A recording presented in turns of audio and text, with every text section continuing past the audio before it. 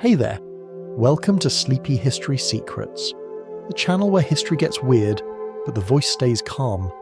Tonight, we're exploring why sleeping in a medieval castle absolutely sucked during winter. That noble dream of silk sheets and roaring fires that, in truth, felt more like camping inside a freezer someone forgot to close. We'll wander through echoing halls of stone that never learned warmth, past servants carrying armfuls of half-burnt firewood, and into the silent chambers where nobles shivered beneath embroidered blankets, pretending that frostbite was a sign of refinement. And later, when the night's cold finally wins, we'll drift into another kind of suffering, the medieval toothache and the brutal art of having it cured by a barber who owned both a razor and too much optimism. But before you settle in and get cozy, please take a quiet moment to like the video or subscribe, only if you truly enjoy falling asleep to humanity's bad decisions. And if you'd like, leave a comment telling where you're listening from and what time it is right now. It's strangely comforting to know how many of us are awake at the wrong hour, each in our own little corner of history. Now dim the lights, maybe let a fan hum softly in the background, and let's wander gently into the long freezing night of a medieval castle together. If your mind drifts, that's perfectly fine. We'll still be here, quietly unfolding the story. You wake up in a room built for eternity and completely unsuited for human life. The walls are thick, proud and ungrateful. They hold out invaders, sure, but they also hold out warmth, comfort and mercy. Your first thought isn't about history or grandeur. It's about how every breath seems to freeze halfway out of your mouth. Medieval architects didn't design castles to be cozy.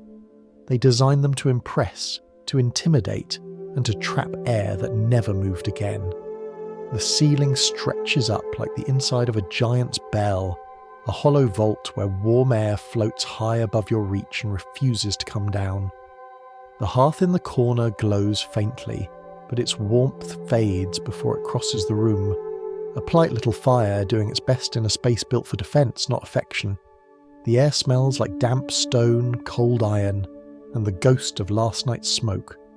You can almost taste yesterday's fire still hanging in the air, a mixture of pine, peat, and disappointment. A single window slit, no bigger than your hand, is covered with oiled parchment that flaps gently whenever the wind decides to visit. That's your insulation. Animal skin and optimism. The wind has personality here. It doesn't merely blow, it prowls. It squeezes through cracks in the masonry like a bored spirit with unfinished business. The drafts are so specific you could swear one of them is always aiming at your left ankle, another whispering directly into your ear, telling you to give up and sleep standing near the fire. Tapestries hang on the walls, beautiful, embroidered, and utterly useless. They flutter slightly, their hunting scenes trembling as though the stitched horses themselves are shivering. The cloth tries to block the cold, but the cold just laughs and seeps behind it. Every surface sweats with condensation. Even the bedposts feel damp, as though the room itself has been breathing frost for centuries and sees no reason to stop now. You move closer to the hearth, hoping for heat, but the fire is temperamental. It spits and hisses as if it resents being woken. The smoke rises a few feet, loses its confidence and spreads across the ceiling like a lazy storm cloud. It doesn't escape through the chimney. It lingers, draping the room in a thin grey curtain of regret. You cough, and the castle coughs back, because everything here echoes louder than comfort. Somewhere deep within the walls, water drips steadily. It's not rain. It's just the castle sweating through another long winter. The rhythm becomes part of the night's music, a quiet percussion between the pop of firewood and the distant creak of timber contracting in the frost. It sounds almost alive, as if the building itself is dreaming of summer and giving up halfway. Your bed waits nearby, a wooden frame filled with straw that crunches when you sit. The blanket smells of goat, wool, and human effort. It's heavy enough to feel safe, but too thin to feel warm. When you lie down, the cold climbs in beside you like a second blanket you never asked for. You pull the fabric higher, and the castle responds with another breath of icy air. It feels personal somehow. You remember the servants whispering that the castle has its moods, that it breathes, shifts, and complains like an old soldier with bad knees. They aren't wrong. Every gust of wind becomes a sigh through the arrow slits. Every crack in the wall whistles faintly, a small chorus of ghosts arguing about how much colder it can get. Outside, the snow hisses softly against the stone. Inside, everything settles into uneasy silence. Eventually, your eyes adjust to the dim light. You can see the soot stains above the hearth, layers of black stacked like years in a tree trunk. Every one of them marks a winter survived, and you're starting to understand how that's an achievement. You close your eyes and listen again to the slow breathing of the fire, the distant footsteps of a guard making his round, and your own heartbeat echoing faintly through the vast, indifferent air. It isn't comfort that keeps you calm. It's the realization that survival, in this place, is its own form of luxury. You're not warm, but you're alive. The castle breathes around you, each exhale filling the dark with the sound of wind, stone, and quiet endurance. You curl deeper under the blanket, half frozen, half grateful, and think to yourself that perhaps history never promised warmth. Only stories that refuse to die, even when everything else does. The first thing you notice in the morning is that your breath still looks like mist. It's a new day, but the same cold. The castle hasn't warmed overnight, it has simply practiced being a little less unbearable. The fire died hours ago, reduced to grey ash and one glowing ember trying to remember what passion felt like. You're wrapped in your blanket like a reluctant mummy. The air around you feels thick with the scent of smoke and damp wool. It's not unpleasant, just repetitive. A smell that says, you survived, but don't get comfortable. The medieval day begins long before the sun agrees to participate. You can hear the first stirrings in the lower hallways, the clatter of boots, the groan of hinges, someone sneezing in a tone that sounds almost heroic. The servants are already awake, preparing for their daily negotiations with the concept of warmth. Keeping a fire alive here isn't a romantic task, it's a logistical campaign. Wood must be fetched from the storehouse, which is somehow always a flight of stairs and a snowdrift away. The corridors leading there are colder than outside because stone doesn't care about your intentions. The young maid assigned to the job appears, carrying a bundle of kindling in arms far too small for the ambition. Her fingers are red and cracked, her breath steady, her face so still it seems carved by the same frost coating the walls. She doesn't speak, she simply leaves the wood by the hearth and disappears again, as if the castle swallowed her. You wonder how many steps she's taken before sunrise. Each one must sound like a tiny drumbeat of survival. Somewhere behind her, another servant brings the heavier logs. They move carefully, afraid of dropping the only thing in this fortress that still remembers summer. You kneel beside the hearth and try to coax the ember back to life. It's a delicate operation, one part prayer and one part patience. A puff of breath, a whisper of smoke, a flicker, then nothing. You blow again. The ember glows, hesitates, and finally catches on a splinter of dry wood. There's a small crack, a glow, and a sigh that sounds almost human. The fire begins to wake, its light crawling across the walls like a lazy animal returning to duty. It doesn't heat much, but at least it provides evidence that heat once existed. You sit there for a moment, feeling the faint warmth touch your fingers, and it feels like winning something important. Outside, you can hear the faint sound of axes striking. The woodcutters work constantly, feeding the endless hunger of noble fireplaces. Firewood is wealth in winter, not gold, not land, not fine fabrics, just fuel. Every log carried into the castle is another small victory over the season. The servants spend half their day feeding fires and the other half cleaning up after them. The smoke stains everything: clothes, curtains, lungs, reputations. The ceilings are already blackened, the walls grey with ash fingerprints. Even the tapestries look tired of pretending to be colourful. The kitchen fires are the most reliable source of heat in the entire building. You follow the scent of baking bread and boiling broth through the corridors, and the temperature actually rises as you descend the spiral staircase. Down here the air feels alive, thick with the smell of yeast, onions, and people who know how to survive in practical ways. The kitchen itself is a chaos of motion. Steam curls up from pots, smoke slithers out from under lids, and everything sizzles with quiet determination. A cook wipes her brow with a cloth that used to be white, mutters something about wood too green to burn properly, and throws another log into the fire with practiced resentment. Her helper stirs the pot of pottage, the medieval answer to everything. It's not really soup, not really stew, just whatever edible hope could be found that morning. You take a seat near the oven, pretending to be helpful by staying out of the way. The warmth here is rich and heavy, like stepping into another dimension. For a moment, you almost forget that upstairs, nobles are still shivering beside their tiny personal hearths, wrapped in imported furs and self-importance. The irony tastes better than the pottage. Outside the kitchen, the castle's hierarchy plays out in degrees of heat. Servants sleep near ovens, guards huddle by braziers, and nobles occupy the grand halls where warmth goes to die. Status here means exposure. The higher your ceiling, the colder your nights, the lower your bed, the warmer your dreams. Later, when you return to your chamber, you notice how quickly the temperature drops again. It feels like walking from one century to another. The walls of your room breathe frost as if offended by your temporary comfort. The fire you revived that morning has already shrunk to a nervous flicker. You feed it another log, watching the flames stretch upward in gratitude before immediately becoming indecisive again. The smoke takes its time leaving through the chimney.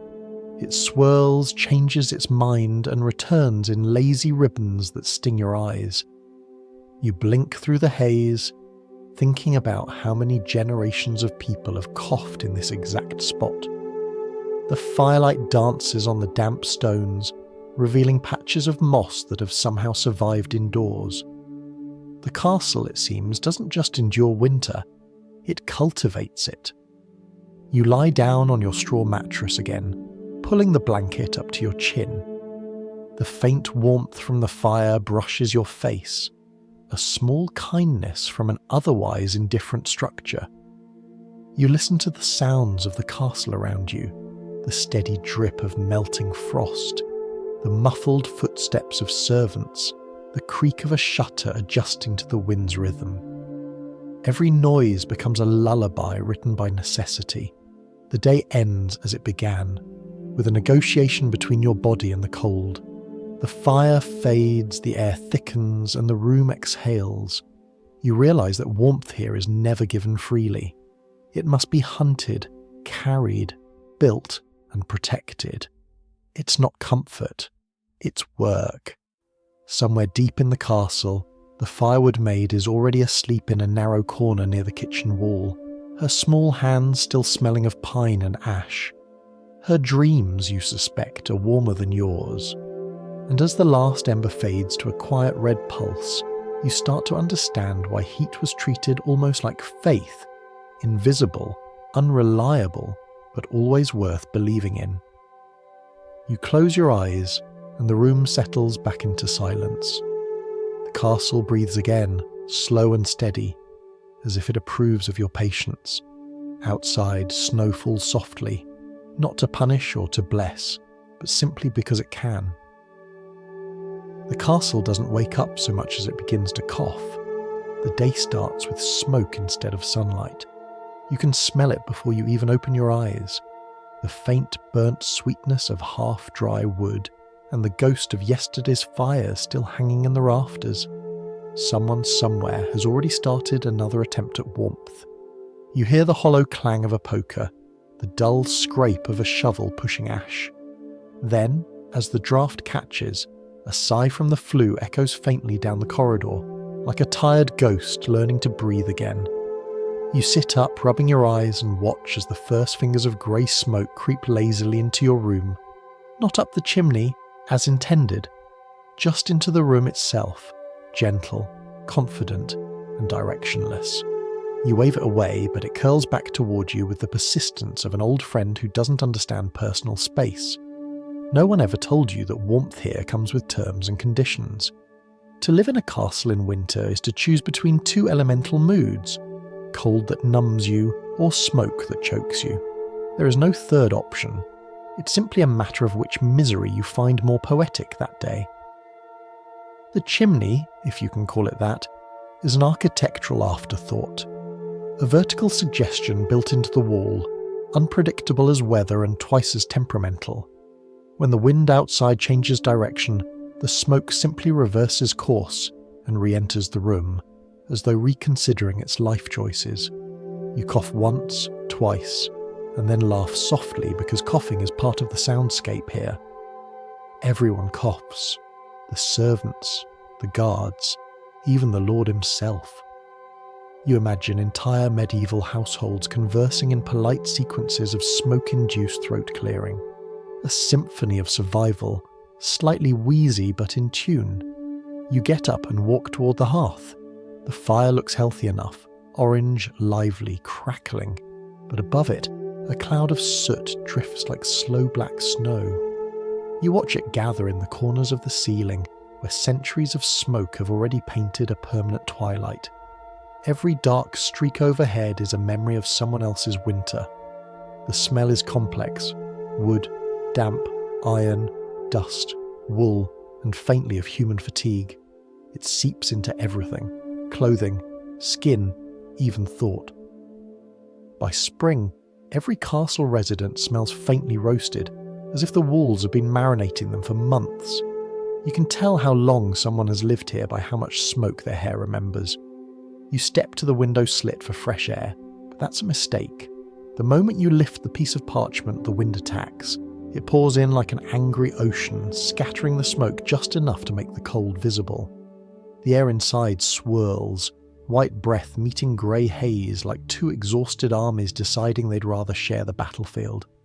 You lower the parchment again, sealing yourself back inside the smoky calm. The smell is still thick, but at least it's predictable. Predictability in a castle counts as comfort.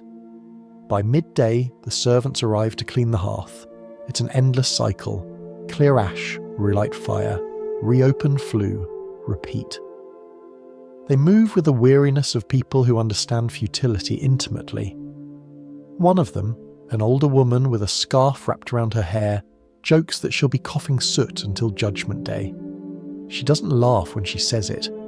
You watch as she uses a damp cloth to wipe the soot off a wooden beam. The cloth turns black after a single pass. She folds it once, wipes again, blackens it again and shrugs.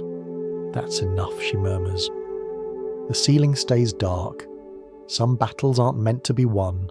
They're just meant to be endured quietly, one cloth at a time. Later in the day, the smoke thickens again as the wind turns. You notice how it moves like a creature, not a gas, sliding along the walls, curling up in corners, escaping through cracks where the stonework shifts. Sometimes it even forms shapes, faces if you're half asleep. The servants say it's the souls of past winters, still trying to find the way out. You start to understand why medieval people were so fond of incense, herbs, and prayers. When your air smells like despair, you reach for whatever scent pretends to be hope. Some sprinkle rosemary on the fire, claiming it clears both lungs and conscience. Others burn dried sage, saying it drives away spirits, or maybe just mosquitoes. The truth is simpler. It makes the smoke smell slightly more interesting. At supper, the hall fills with people and haze. The candles add their own thin smoke to the atmosphere, so that everything glows softly in amber blur. It's beautiful in a way, like dining inside a cloud that's been working overtime. You can barely see the far wall, but you can hear laughter, coughing, the clink of spoons, and someone swearing gently at a stubborn piece of bread. The air is thick enough to taste. a flavour somewhere between wood smoke and resignation. You eat slowly, as much to breathe less as to savour more. Across the table, the guard from last night's patrol offers a sympathetic grin. His beard is already reamed with soot. He pulls from his belt a small braided charm of rosemary and ash, half burned at one end. "Keeps the lungs honest," he says. You nod, unsure whether it's medicine or superstition, but you keep it anyway. When the meal ends, everyone rises into a fog of their own making. The hall glows faintly from the fires, and the air shivers with warmth that can't quite reach the floor. You leave the room feeling heavy, as though the smoke has decided to borrow part of your lungs for safekeeping. Back in your chamber, the smoke has already arrived ahead of you, seeping under the door. It curls lazily toward the bed like a cat claiming ownership. You lie down, too tired to care, and the ceiling above you fades into a charcoal blur. The fire still crackles faintly, but its light is dimmer, its energy slower, like an old storyteller winding down. Through half-closed eyes, you watch the smoke move. It doesn't frighten you anymore. It's almost comforting now, an old companion that smells of warmth, labour, and every human attempt to stay alive in an indifferent climate. The cough that escapes your throat feels like part of the rhythm. The room exhales with you. You drift towards sleep thinking that this somehow was luxury. The warmth cost your lungs, the air burned your eyes, but at least you had firelight to fall asleep beside. In a world without glass, without insulation, without medicine, a smoky room was better than a cold grave. You inhale once more, slow and careful, and the castle breathes with you, sharing one tired lung between centuries. By now, you've learned the 3 laws of castle survival. 1. Warmth always belongs to someone else. 2. Smoke never asks permission. And 3. Everything that shares your floor is alive, whether you invited it or not. The floor of a medieval castle isn't a single thing. It's a layered story of centuries: stone, rushes, straw, mud, and the faint promise of last year's hygiene. In theory, the rushes, bundles of reeds or hay scattered across the ground, keep the feet dry and the room tidy. In practice, they do the opposite. After a week, they darken. After a month, they turn into a soft, rustling ecosystem with opinions. You take your first cautious step and hear a faint crunch. Somewhere beneath your boot, something scurries, offended. The floor twitches again. It's never entirely still, especially in winter when all living things move closer to warmth. Your warmth. You lift the corner of a rush mat, and a small creature, too fast to name, vanishes into the straw. You don't scream. You simply nod in resignation. That's just the floor saying good morning. At night, the floor becomes an orchestra. You hear 1,000 tiny feet rehearsing their movements between the straw. The crackle, the faint squeak, the sound of someone, something, having dinner without your permission. The air smells faintly of earth, oil, and life. You roll over, pulling the blanket tighter, pretending you don't notice the subtle tickle on your arm. That's not fear, it's companionship of a sort. The servants fight a losing battle against the infestation. Every few days they scatter herbs, rosemary, lavender, mint, and sometimes ashes from the hearth, hoping to convince the insects to leave politely. It never works. Fleas are democratic. They don't care about class or prayer. They bite the noble and the servant equally, a rare example of fairness in medieval life. You've started to give names to the regulars. The beetle near your bedside post is Walter. The moth in the tapestry is probably Eleanor. The pair of mice under the chest are more mysterious. They arrive like rumours and disappear just as fast. You coexist, mostly through denial. In the corner, the rushes shift again. A faint rustle, a whisper of movement. You remind yourself that the cat, if it's still alive, will handle it. The castle cats are half wild, sleek and ungrateful. They don't purr, they supervise. Sometimes at night you'll hear one sprint across the hall in pursuit of an unseen dinner. A squeak, a thud, a pause. Problem solved. You close your eyes again, grateful for delegation. The smell of the floor changes with the seasons. In summer it's grassy and faintly sweet. In winter it turns sour, soaked with melted snow, spilled ale, and whatever the rushes have decided to absorb instead of repel. The mix is unpleasant yet familiar, like history itself, something you can't quite clean but learn to live with. Occasionally the floor is refreshed. Servants bring in new bundles of rushes, toss them down and sweep out the old layers. The process is fast, loud and mostly symbolic. Beneath the fresh straw, the same soil and bones of previous winters remain. Generations of feet, ash, and insects are buried under the illusion of cleanliness.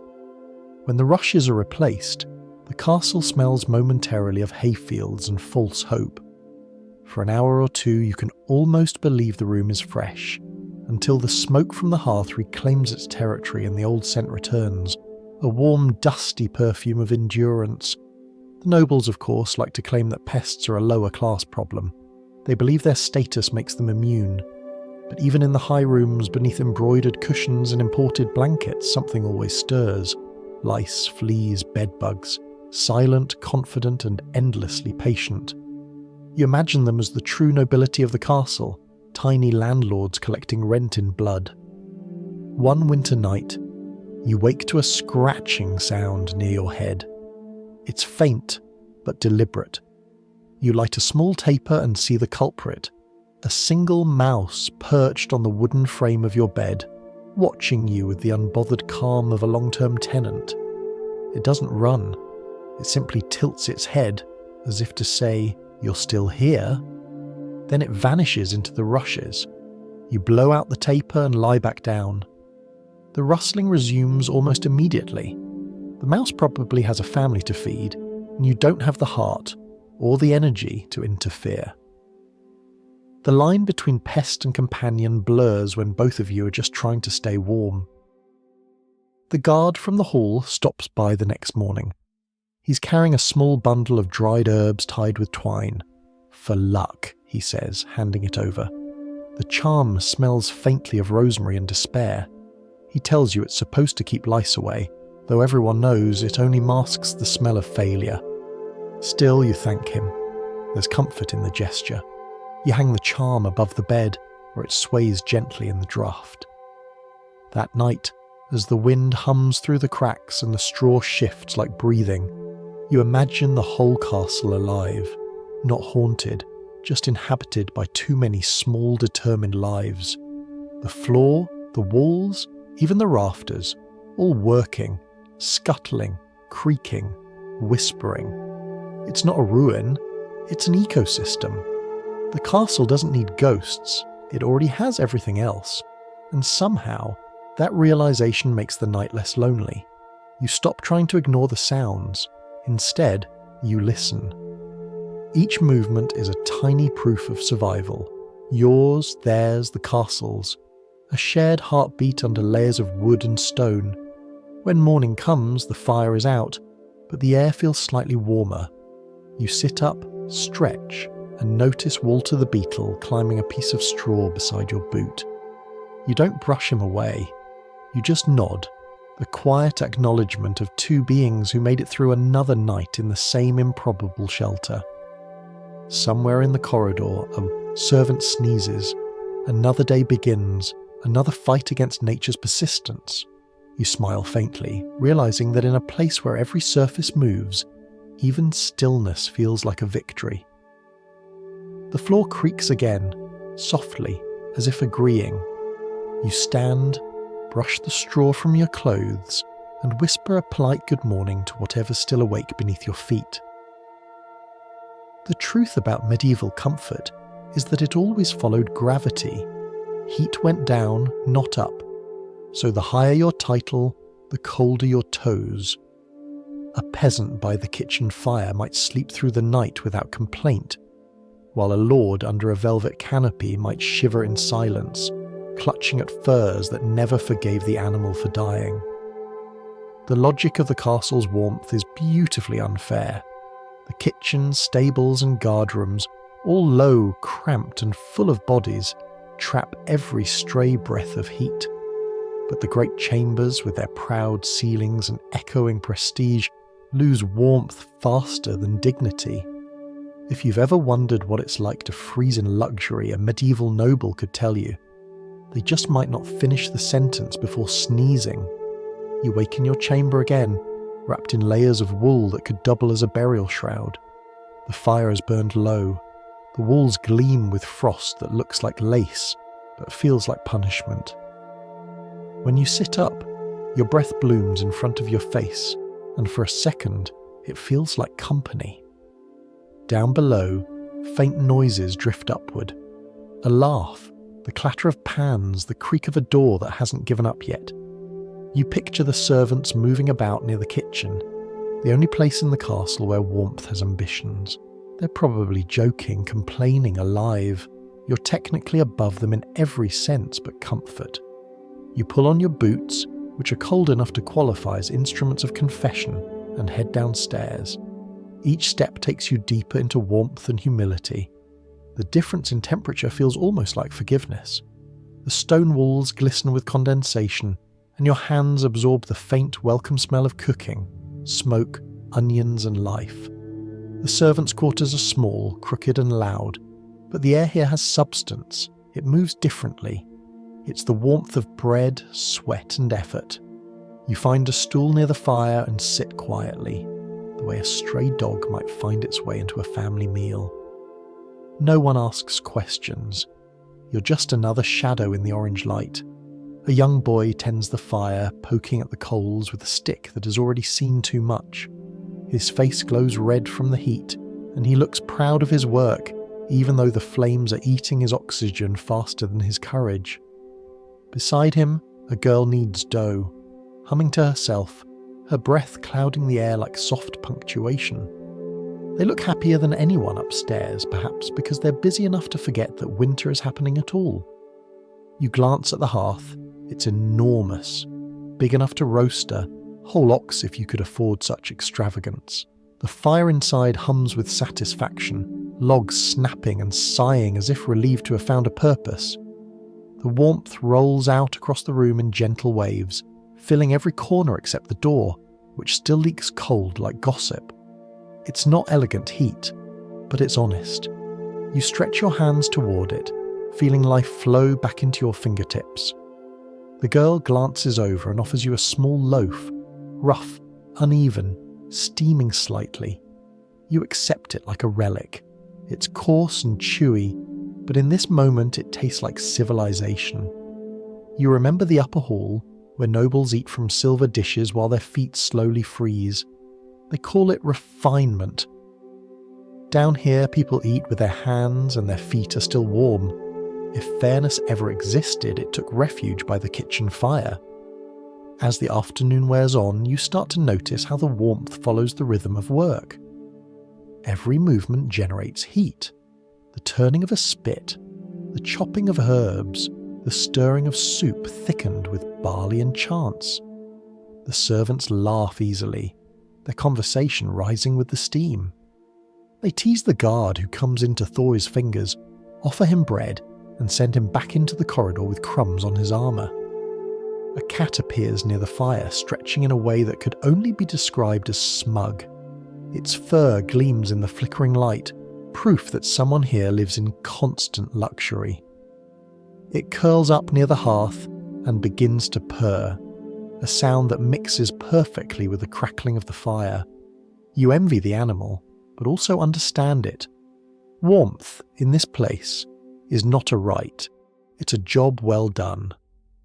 When night falls again, you return to your chamber upstairs, carrying a few embers in a metal pan. The corridor swallows you back into its usual chill. By the time you reach your door, the glow is fading. You place the pan beneath your hearth, coax a spark into a flame, and watch it slowly climb back toward life. The air in your room is still sharp, but now it smells faintly of bread and wood smoke from below. You sit by the new fire thinking about the world you just left. The laughter, the warmth, the smell of stew. You realise that the hierarchy of the castle is built not just on stone and rank, but on temperature.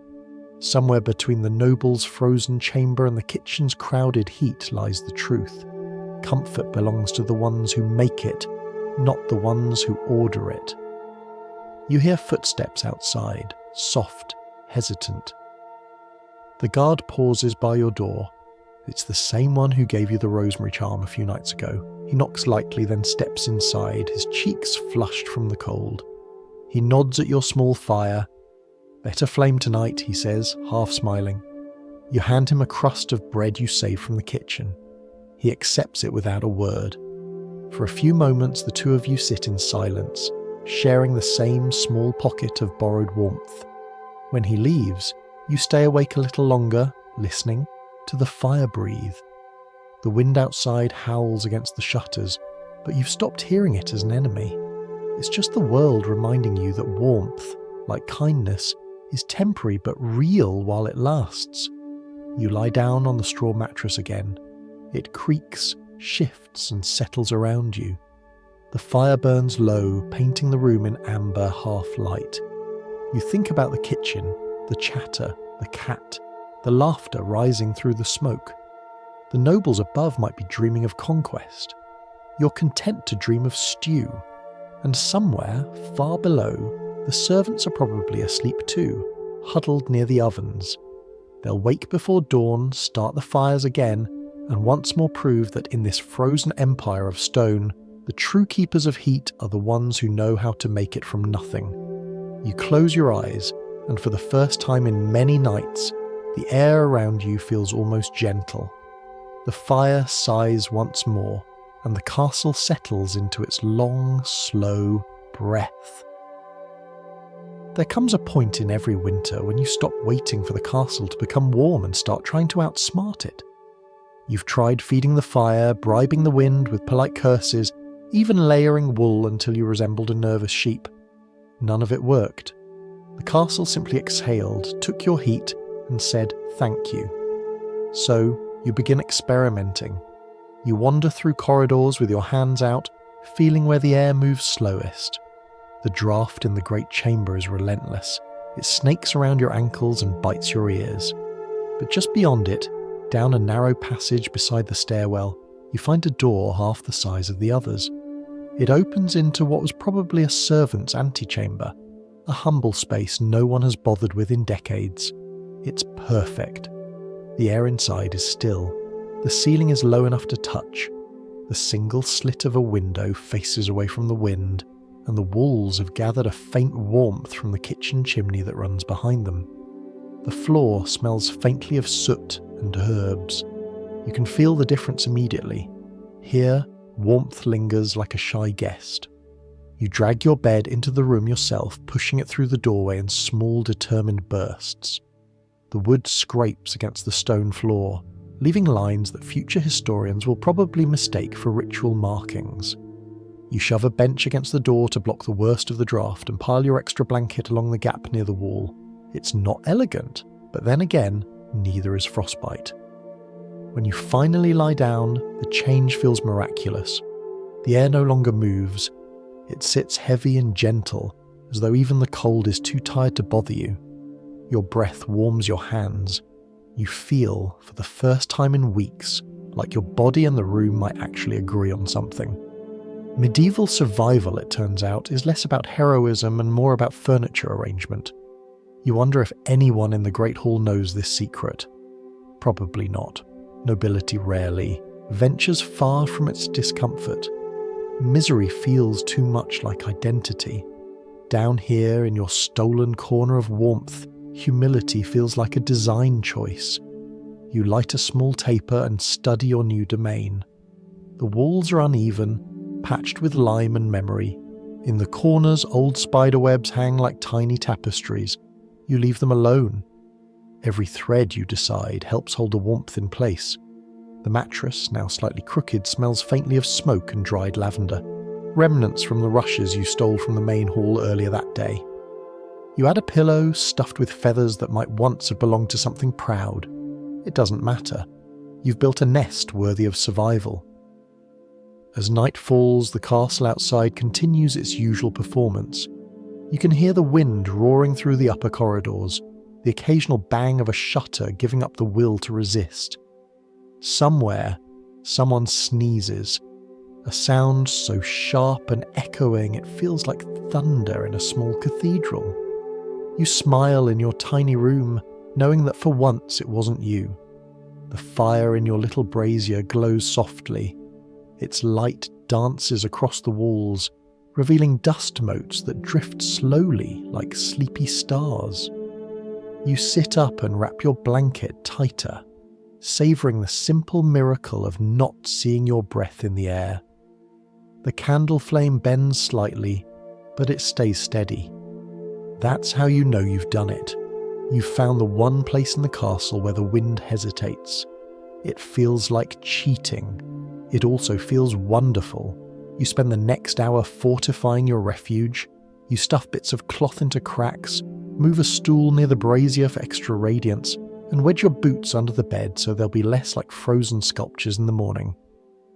You even hang the guard's rosemary charm above the door, its faint scent mixing with smoke and warmth. For the first time, your room smells less like damp stone and more like accomplishment. Outside, the corridor groans. The castle is settling again, its wooden beams creaking with the weight of age and weather. It sounds almost irritated that you've managed to find peace without its permission. You whisper a quiet thank you anyway. The walls, in their usual way, don't respond, but the wind outside shifts course, moving on to harass some other unlucky soul. You lie back, close your eyes, and listen to the silence. It's not total. Silence never is, but it's close enough. The faint hum of the fire, the occasional drop of melted frost somewhere behind the wall, and your own slow breathing fill the space between thoughts. Your mind drifts, half awake, half asleep. The warmth you've gathered feels fragile but loyal, like a small animal curled at your feet. Then, without warning, you sneeze. The sound ricochets off the walls like a small explosion. The room shakes briefly, startled, and the brazier trembles. For a moment you're terrified you've undone everything. But the flame holds steady. A single puff of smoke drifts upward and dissolves. You laugh quietly. A sneeze that doesn't make you shiver afterward counts as success. You settle deeper into the straw, your body sinking into the mattress with a soft sigh. Above you, the faint crack of ice on the roof sounds like distant applause. You've discovered something the architects never intended, a livable spot in a fortress built for war.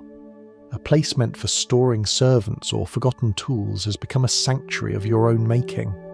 You think about the people who lived here before, cooks, guards, maids, the boy who hauled firewood every morning. Maybe they also found this room once, curled up in the same corner, and felt the same small triumph. Maybe every winter someone else rediscovers the trick and names it their own. The thought is comforting. The castle may not be kind, but it's consistent. It always offers the same challenges, the same chances, the same quiet rewards to whoever pays attention. The fire sighs again, a low, friendly sound. You roll onto your side and pull the blanket closer. The air around you glows faintly with warmth, trapped by stone, straw, and stubbornness. You smile at the absurd simplicity of it all. For the first time this winter, you don't feel like prey inside a frozen beast. You feel like part of its rhythm, breathing along with it, matching pulse for pulse. When sleep finally takes you, it arrives softly.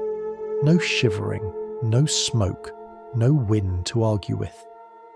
Just the faint warmth of your little antechamber, the whisper of the chimney beyond the wall, and the knowledge that sometimes survival begins with the courage to move your bed. You learn that warmth here isn't a single thing. It's a strategy that wears clothes. The castle won't keep you warm by design. You have to dress like a negotiation with winter. You start with linen, because that's what everyone starts with.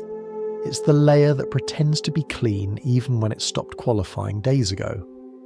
Over that you add wool, and then more wool, and then the kind of wool that used to belong to an animal with strong opinions.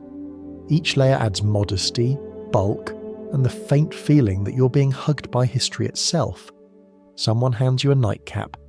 It's not elegant, but it's persuasive. You pull it on, tuck your ears underneath, and feel your thoughts soften by 2 degrees.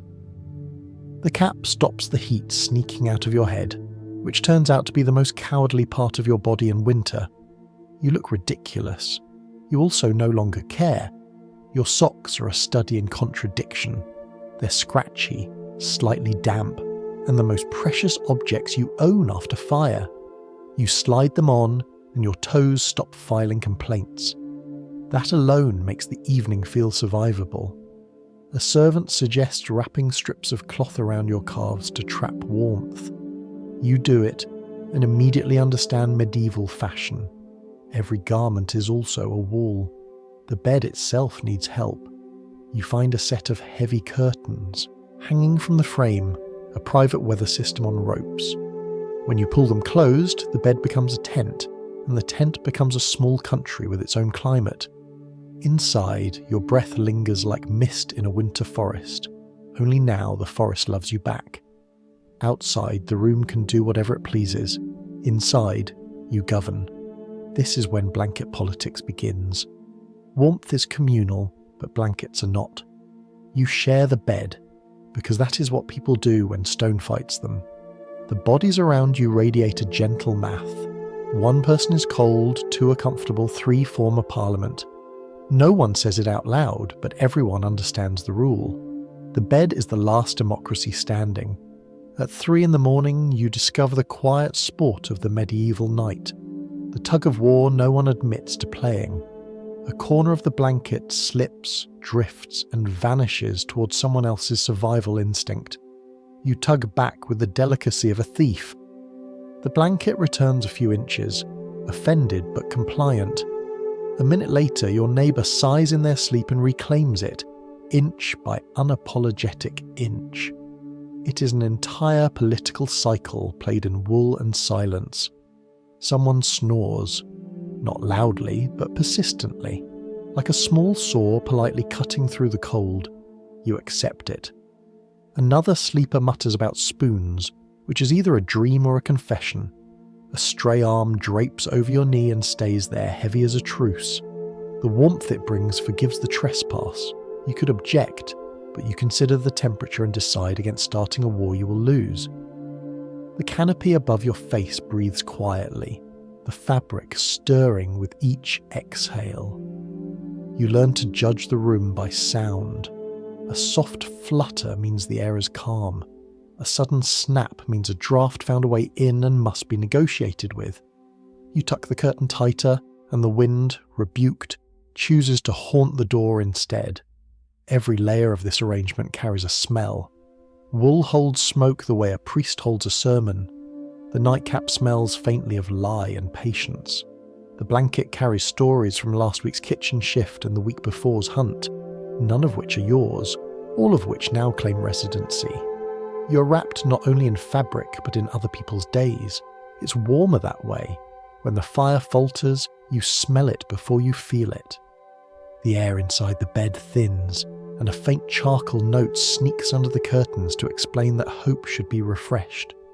You consider getting up, then remember the temperature outside your private country, and do the brave thing. You stay exactly where you are. After all, you didn't pull these curtains to conduct diplomacy with the room. You pulled them to resign from it.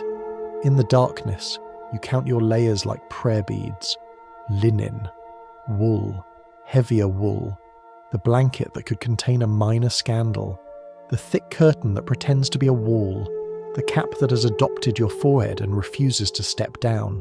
Each one reduces the speed at which the night finds you. Sometime near dawn, the bed warms enough to hold a conversation without words. You feel the slight shift as the person to your left turns and sighs. The person to your right murmurs something about bread.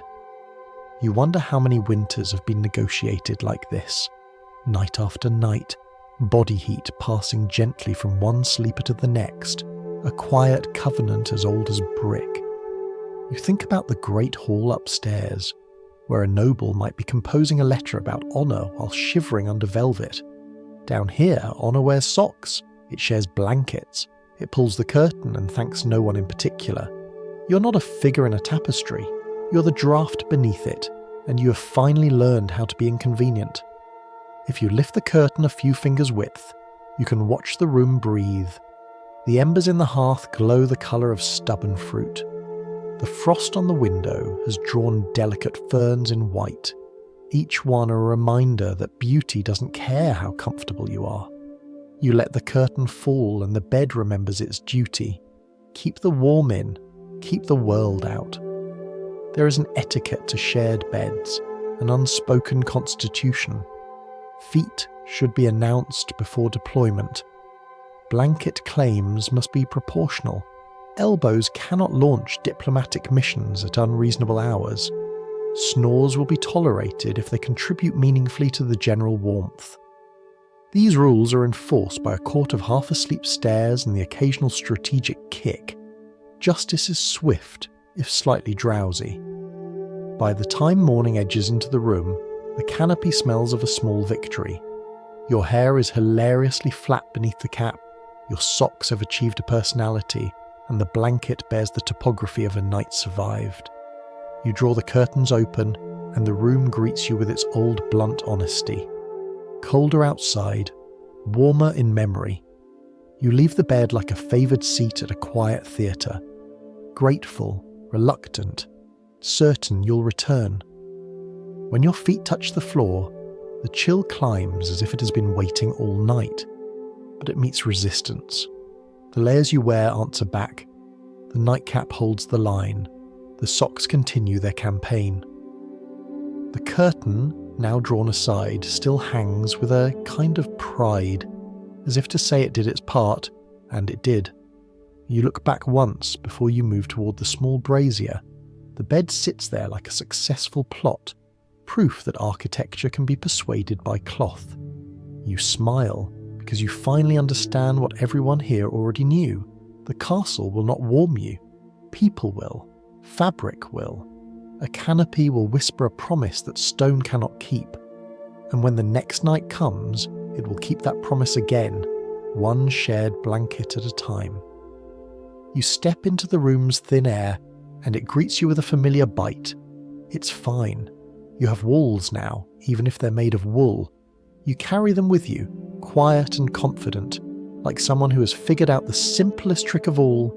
You win the night by losing a little personal space. Morning doesn't arrive here in light. It arrives in scent. Before your eyes open, your nose has already done the work. The air is thick with layers of smell, each one a quiet history lesson. There's the smoke that clung to your blanket overnight, the faint sweetness of charred wood, the woolly scent of your own clothes, and something sharper that might be garlic or might be last night's ambition. When you sit up, the world rearranges itself into aromas. The rushes on the floor release a musty breath of straw and old rain. The walls offer their own perfume of damp lime and age. Even the air itself smells different here, like a mixture of fatigue and stubbornness. You inhale deeply, as though the castle is telling you its story through the nose. Every part of this place has its own fragrance map. The kitchen smells of salt and smoke, the chapel of candle wax and dusted stone, the corridor of draughts that carry secrets from one century to another. You could navigate blindfolded simply by following your nose. You would know where the kitchens end and the stables begin, where the washing tubs are kept, where the animals are housed, and where the noble's perfume briefly pretends to win before being conquered again by smoke. It's not all unpleasant. The kitchen air especially has its charms. This morning, someone is baking bread. The scent climbs the stairwell like an act of mercy. You can taste it before it arrives, a promise of warmth, crust, and crumbs. It mingles with the sharper smell of onions frying in fat and the faint metallic tang of a kettle just beginning to sing. Down there, life makes sense. Everything smells of survival in progress. Up here in your little antechamber, the scents are quieter, more reflective. Your blanket still holds last night's fire, a soft ghost of warmth preserved in fibres. The pillow smells faintly of lavender and effort. The air by the window carries a note of frozen air mixed with the sour calm of melted frost. You imagine the outside world as a single enormous exhale of cold. When you open the window slit for a moment, fresh air rushes in and pushes everything else aside. It's shockingly clean. You smell pine from the nearby woods, the faint metallic note of snow, and something that might be distant smoke from another hearth. A reminder that somewhere, someone else is also awake, also making the same trade between air and heat. You close the window quickly, afraid of losing too much of your hard-earned warmth. But for a few seconds, the scent of freedom lingers. The castle's smell shifts constantly with the day. By noon, it's heavier. The fires have been burning long enough to season the air again. Smoke rises through the corridors like invisible tapestry threads, weaving everything together. Kitchen, chapel, armory, bedroom. You can taste it if you lick your lips. Salt, soot, maybe even a hint of iron from the tools that hang near the fire. It's the taste of staying alive in a building that never learned to breathe properly. People add their own contributions to the atmosphere. The guard passes by, leaving behind a trail of leather and sweat. The maid brings you water, and with her comes the clean mineral scent of cold metal from the bucket. When she leaves, the smell of her soap remains. Lye, faint rosemary, and something uncertainly floral. It mixes with the smoke and vanishes into the castle's wider blend, absorbed like everything else. You start to notice how people use smell here as communication. Fresh herbs hung in doorways say, "Someone cares." A scented candle in a noble room says, "Someone is pretending not to notice the draught." Even the animals have messages. The horses downstairs announce their presence long before their hooves do, and the kitchen dogs are loyal to whoever smells most like meat. The perfumed oils of the wealthy are rare enough to feel imaginary. When they do appear, they smell of imported places, spices, resins, flowers that have never seen frost. But even those fade quickly. The castle swallows perfume the way it swallows warmth, politely and without a trace. Within an hour, even the Lord smells like everyone else. Wood smoke, linen, humanity. You find yourself strangely attached to these scents. They anchor the days when light can't reach the corners of the hall. They remind you what time it might be. Early bread, mid-smoke, late candle. They tell you who's nearby, who's cooking, who's sweeping, who's stoking the fire. Every sense here has been simplified to survival, and scent is the most loyal messenger of all. Later that night, as you sit by the dying brazier, you begin to name them, the smells that have become part of your small kingdom. There's the smoke of oak, which smells reliable, the smoke of pine, which smells nervous, the wax of candles, soft and tired, the damp wool of your blanket, which now smells like a friendship you've stopped questioning, the faint sour trace of spilled ale near the door, reminding you that even comfort has accidents. When you lie down, the blanket hugs the day's odours close. You realise that warmth has a scent too, something human, animal, alive. You remember what the guard said once while coughing near the fire, "The smoke keeps us real." He wasn't wrong. The smell of this life, sharp and smoky and grounded, refuses to be forgotten. Outside, the snow is falling again, invisible but present. You can tell not by sight but by scent. The air grows clearer, colder, edged with that metallic purity that only snow carries. You imagine the flakes landing on the castle roof, melting slightly, freezing again, sealing you in for another long night. Before sleep takes you, you whisper to yourself that maybe this is what home meant back then. Not safety, not warmth, but a smell that belonged to your particular struggle. Smoke, straw, wool, bread, sweat, and breath. It's an honest perfume, one that says, "You made it through the day." You close your eyes and inhale one last time. The air feels heavy, fragrant, loyal. Somewhere deep in the stone, the castle exhales the same mixture back to you.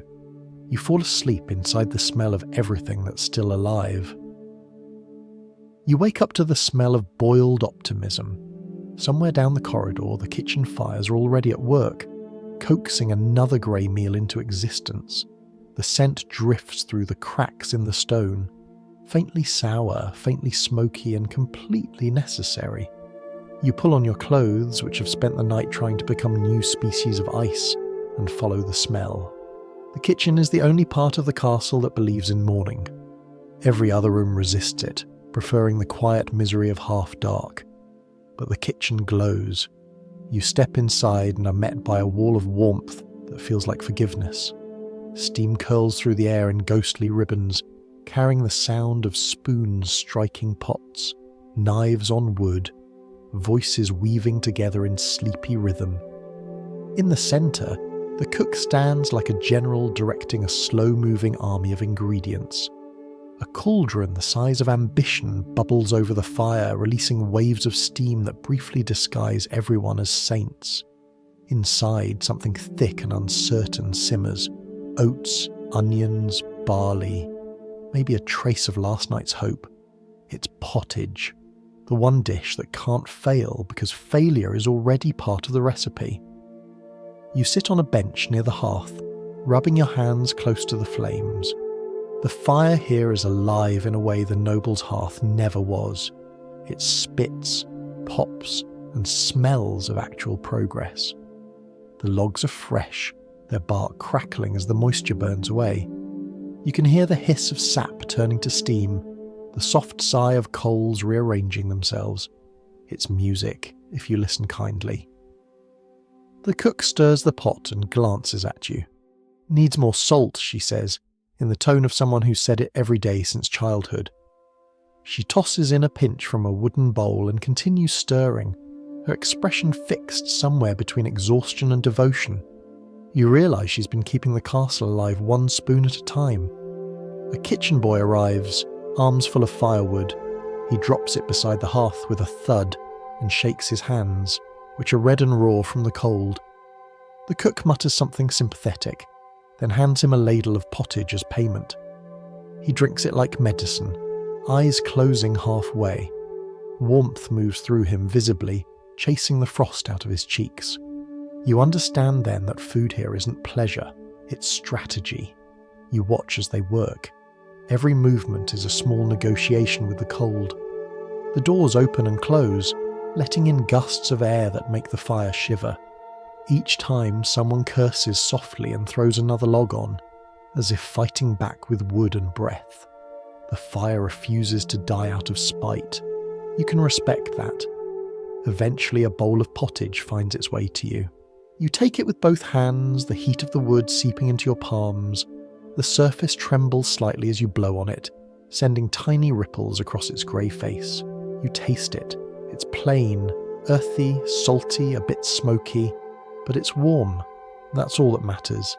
You eat slowly, letting each spoonful thaw you from the inside out. The cook asks if it's good.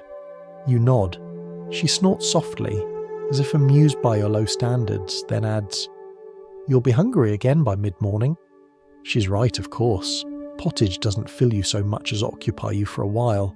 But for the moment you feel safe. You sip the last of it, scraping the bowl clean. The sound of wood on wood, the spoon against the rim, is oddly satisfying, a promise kept in miniature. When the pot empties, they start another batch. Food in winter is a loop, not a line. Everything gets recycled. Yesterday's bones, today's onions, tomorrow's patience. Even the fire is recycled. It burns the scraps of yesterday's furniture, broken handles, bits of crates that once carried something expensive. You realise that warmth here comes from repurposed failure. Nothing goes to waste except pride. The cook moves on to baking. She tosses handfuls of flour onto the table, each puff of white dust floating like breath made visible. The dough fights back as she kneads it, squeaking softly under her hands. Nearby, a small pan sits over the embers, filled with a thin porridge meant for the older servants who no longer have teeth. You catch the faint smell of milk and smoke blending, the gentlest fragrance the castle can produce. Outside, a snow flurry rattles against the shutters. The sound makes everyone pause for a heartbeat. Then, as if on cue, they keep working. There's no conversation about weather anymore. Weather is just another chore. The guard from last night stops by, stamping his boots at the door. His armour glitters faintly with frost. He nods to you and leans over the fire, rubbing his hands together. The cook ladles him a bowl without asking. He drinks it too fast, winces, and laughs softly. "Hotter than hell," he says, and the cook replies, "Then we're doing something right." For a moment, everyone laughs, quietly, tiredly, but together. The kitchen hums like a living thing. You can feel the walls absorbing the heat, the air trembling slightly with the rhythm of shared work. Later, when the day fades into its familiar blue half-light, you take a small ember from the hearth. You carry it in a metal pan, careful not to breathe too hard, shielding it with your hands as you climb the stairs. The ember glows like an idea you refuse to let die. Back in your room, you feed it dry twigs until it remembers how to be fire. Soon, your little brazier flickers back to life. The smell of pottage still clings to your sleeve. You sit near the flame, holding your hands out, and the warmth feels different this time. Not borrowed, but earned. You think of the kitchen below, still glowing, still feeding the castle's quiet rebellion against winter. You imagine the cook's spoon turning circles in the pot, endless as prayer. Your stomach is already emptying again, but it doesn't matter. Warmth has its own kind of nourishment. The castle might be winning the war against comfort, but you've joined the resistance. You blow gently on the fire and it answers. The small flame leans toward you, as if grateful to be chosen. You watch it dance until your eyelids grow heavy, the air thick with the scent of smoke, bread, and slow endurance. You lie back and close your eyes, half full, half warm, entirely human. By now, the castle has stopped feeling like an enemy. It's still cold, still heavy, still made of the kind of stone that remembers glaciers, but you've learned its rhythm. Every creak and sigh has a meaning. Every corridor has a temperature. You know which doors leak air, which floors hum with warmth from the kitchens, and which windows will punish curiosity. The castle hasn't changed. You have. You've learned to live inside its moods. Your mornings are predictable now. You wake before the servants start their endless journeys with buckets and kindling. You feed your little brazier, coaxing the coals into flame the way a monk might coax his soul toward virtue. The room glows faintly, and the smoke rises politely instead of attacking. That counts as progress. Breakfast is an afterthought. A few mouthfuls of yesterday's bread warmed near the fire. You chew slowly, not for taste but for sound. The soft crunch is proof that you still have strength to use your teeth. Outside your door, faint echoes of the day begin to unfold. The low murmur of the kitchen below, the scrape of a broom on stone, the sleepy argument of two guards about whose turn it is to stand watch in the courtyard. These sounds weave together into a strange kind of music, a hymn to endurance. You walk through the hallways, tracing your usual path like a pilgrim revisiting shrines. The first stop is the narrow corridor beside the south wall. The sun, on its rare appearances, hits there mid-morning, and for 10 perfect minutes the air feels human. You lean against the wall and let the heat sink through your back, savouring what you suspect is the only natural warmth in the building. Further along there's the staircase that leads to the main hall. The steps are worn and slightly uneven, but halfway down there's a patch of air that feels oddly comfortable. You don't know why. Maybe there's a hidden vent from the kitchen chimney. Maybe it's where hundreds of years of footsteps have compressed the chill out of the stone. Either way, you stop there for a moment every day. It's become a ritual, your private reminder that warmth can exist without explanation. The guard greets you as you pass. His armour gleams dully in the grey light, and his nose is red from the cold. He holds out a piece of bread wrapped in cloth. "From the cook," he says. "She said you'd forget to eat again." You take it, smile, and hand him back half. That's how gratitude works here. It's measured in things that can be shared, not stored. You continue walking, collecting small moments of heat the way others collect prayers. The hall outside the chapel smells faintly of wax and burnt air. The kitchen door, always open, breathes out waves of warmth that curl around your ankles like friendly ghosts. Every space has its personality.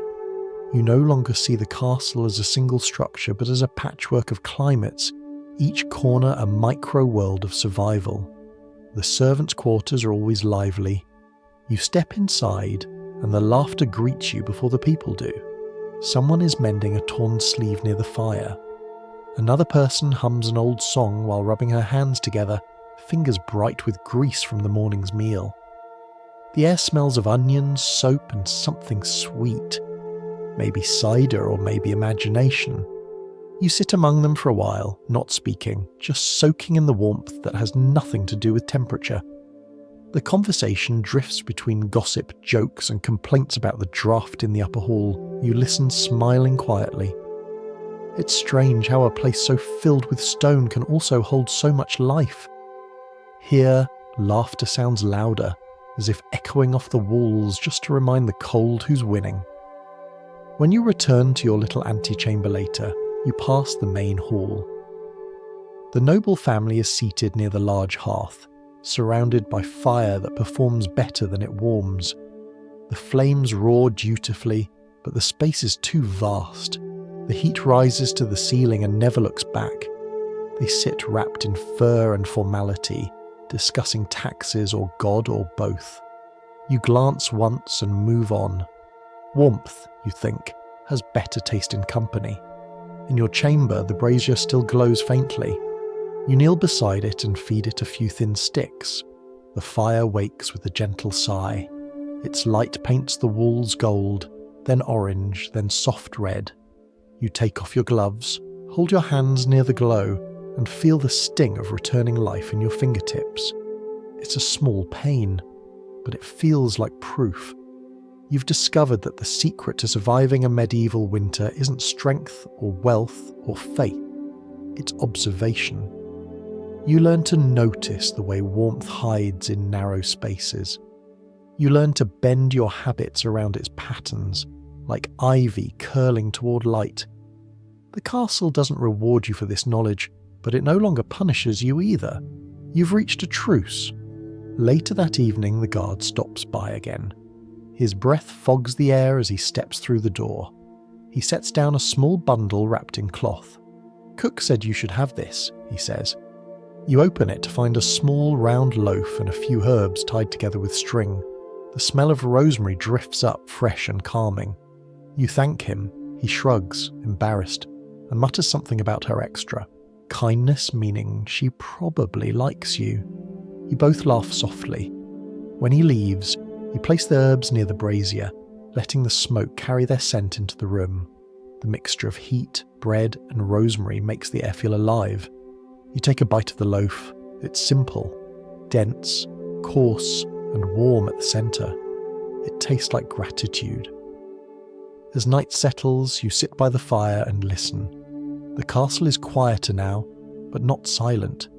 There's always sound, the drip of melting frost, the faint whisper of air through old stone, the muffled conversation of servants finishing their day. These are the small reminders that you're not alone. You look around your chamber, your nest really, and realise it's become something personal. The rough walls, the crooked bed, the pile of worn blankets, they all carry the shape of your survival. Even the cracks in the stone feel like veins of memory. You know where to step, where to sit, where to sleep. The cold hasn't gone away. It simply learned your name. You pull the blanket around your shoulders and lie back, watching the flicker of the brazier fade to a slow pulse of orange. You think about the people below, the cook, the guard, the servants, all of them scattered through their small corners of warmth. You imagine the entire castle glowing faintly from within, each person a quiet ember refusing to go out. Just as you begin to drift towards sleep, you feel it, a small, sharp throb beneath your jaw. At first you think it's the rhythm of your pulse, then it grows stronger, duller, meaner. The kind of ache that introduces itself politely before ruining the night. You touch your cheek, and it's warm. Not the good kind of warm, but the warning kind. You sigh, roll over and pull the blanket tighter. Maybe it will fade. Maybe it's nothing. But somewhere in the back of your mind, you already know what it means. The warmth you've been chasing has finally found a crueler way to reach you. You close your eyes and listen to the fire crackle softly beside you. The castle breathes, the wind hums, and deep inside the quiet, a tooth begins to complain. At first it feels small, just a dull pulse behind the jaw, a quiet protest in an otherwise obedient body. You tell yourself it's nothing. The kind of ache that happens when you sleep with your mouth open or chew too confidently on the wrong side. But as the hours pass, the pain grows curious. It tests the edges of your patience, tapping gently at your nerves like a visitor at a locked door. You turn on your side, trying to trick it into silence. The brazier beside your bed still glows faintly, painting the walls with the soft colour of exhaustion. You breathe through your nose, count heartbeats, and wait for relief that doesn't come. The pain waits too. Then, with the calm certainty of a tax collector, it returns twice as strong. A toothache in winter is its own season. It moves in, rearranges your priorities, and demands attention. Outside, the wind hammers the shutters, but it's the storm in your mouth that wins. The ache climbs into your ear, down your throat, around your temple, until your whole head feels like an occupied territory. You try to distract yourself. You focus on the rhythm of the fire, the creak of the beams, the faint shuffle of servants starting their morning rounds. Nothing helps. The pain has no respect for your attempts at peace. It pulses like a drumbeat under your thoughts, slow and deliberate. By sunrise, your jaw feels heavier. You prod it gently, as if curiosity might hurt less than surprise. The gum is swollen, tender and warmer than it should be. You know enough about warmth now to recognise when it's in the wrong place. It's the warmth of infection, not comfort. You go through the motions of the morning anyway. You feed the fire, dress carefully and pretend to chew a piece of bread until the illusion breaks. The first bite sends a flash of pain that nearly blinds you. You set the bread down, sigh, and whisper something unholy under your breath. Pain makes theologians of everyone. By mid-morning, you've become a creature of one purpose: to stop hurting. You think about every remedy you've ever overheard from servants, guards, and wandering peddlers. There was the one about biting on garlic, another that involved boiled wine and prayer in equal measure. Someone once swore that pressing a hot iron near the cheek scared the pain away. Though, to be fair, it probably scared everything away. You start small. You rinse your mouth with salt water, which feels virtuous but accomplishes nothing. You press your hand to your jaw, hoping to steal some of the fire from it. The ache laughs. You chew on a clove, because someone said cloves work miracles. They don't, but they do provide a distraction. Now, your mouth tastes like regret and spice. The castle continues its day without you. You can hear it through the walls, footsteps, muffled laughter, the distant clang of pots. You envy their normal noises. Every sound you make seems amplified. Each swallow, each breath, each muttered curse. The pain has turned you into an instrument that plays only one note. By afternoon, you're ready to beg for advice. You find the guard near the door to the courtyard, warming his hands around a brazier. He takes one look at your face and nods knowingly. Bad tooth, he says. You try to answer, but end up just groaning through half of a word. He pats your shoulder, the way one does to someone facing a small but deeply personal apocalypse. Boil vinegar with sage, he says. Swish it in your mouth. Or, if that doesn't work, find the barber. You've heard about the barber. Everyone has. The man shaves faces, trims beards, lances boils, and when the stars align correctly, removes teeth. He's not famous for gentleness. You imagine his tools lined up like instruments of confession, their metal edges glinting in firelight. You shudder. Maybe vinegar will do. You limp back to the kitchen. The cook, who has seen every form of misery, doesn't even ask what's wrong. She simply fills a small pot, throws in herbs, and sets it over the flame. Hold it in your mouth, she says. Don't swallow. And if it works, thank the herbs, not me. You obey. The mixture burns at first, then numbs. For a moment it feels like victory. The ache softens, hiding behind the heat. You breathe carefully, afraid to move too much and scare it back. The cook watches you like a scientist testing a theory. Better? She asks. You nod cautiously. She smiles. If it comes back, tell the barber I sent you. He owes me for the chicken he ruined last month. You almost laugh, but your jaw objects. You sit by the fire until the numbness fades. Then, inevitably, the pain creeps back, polite but unstoppable. The herbs have bought you an hour, nothing more. You sigh, thank the cook, and make the slow walk back to your chamber, pressing a hand to your face as if to keep your skull from falling apart. That night, the ache refuses sleep. It keeps time with your heartbeat, steady and cruel. You turn, shift, whisper small bargains to any spirit willing to listen. Outside, the wind howls, rattling the shutters like a shared complaint. Inside, your little brazier burns low, casting a weak halo of light that flickers across the ceiling. You think about all the warmth you've chased these past weeks, the fires, the blankets, the small victories against the cold. And now, the warmth is inside you, burning too bright, trapped in the wrong place. You almost laugh at the symmetry. The castle, it seems, always finds balance. When dawn finally bleeds through the window, you've made your decision. You can't outwait this pain. It has declared ownership over your face. You gather your cloak, wrap it tightly, and step into the corridor. The air bites, but you barely feel it. The only heat left is under your skin. The guard is waiting by the door again. He sees you and nods. Barber's down by the gatehouse, he says softly. If you still have courage after breakfast, he'll be there. You nod back, though the thought of breakfast makes you wince. You touch your cheek, and the ache answers, bright and certain. The castle feels colder today, but that might just be fear. You pull your hood over your head and start walking, the echo of your footsteps merging with a steady throb in your jaw. Outside, the air smells of snow and smoke. Inside, your courage smells faintly of vinegar and desperation. Somewhere ahead, a barber is sharpening his tools, and you realise that sometimes the only cure for warmth in the wrong place is pain in the right one.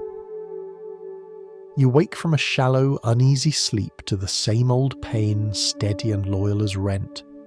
The brazier has died sometime in the night, and the cold has returned like an uninvited landlord. You pull the blanket tighter, but the ache ignores your negotiations. It has set up permanent residence. You sit up slowly, pressing your fingers to your jaw. It's swollen now, tender to the touch. Your reflection in the small metal basin by the bed looks like a mildly tragic sculpture. Part sleep deprivation, part moral lesson. You open your mouth, test a breath, and immediately regret the experiment. The tooth has opinions, and all of them are loud. There's no point pretending anymore. You're past herbs and hopeful murmurs. You need help, the medieval kind, which is to say, help that's slightly worse than doing nothing. The guard's words from last night echo in your mind. Down by the gatehouse, you picture the barber-surgeon sharpening his instruments, humming something cheerful. The thought makes your stomach fold in on itself. Still, pain is persuasive. You wrap your cloak, pull your hood low, and step out into the corridor. The air bites sharply against your face, a mercy compared to the heat pulsing beneath your cheek. Every step sends a faint echo through your skull.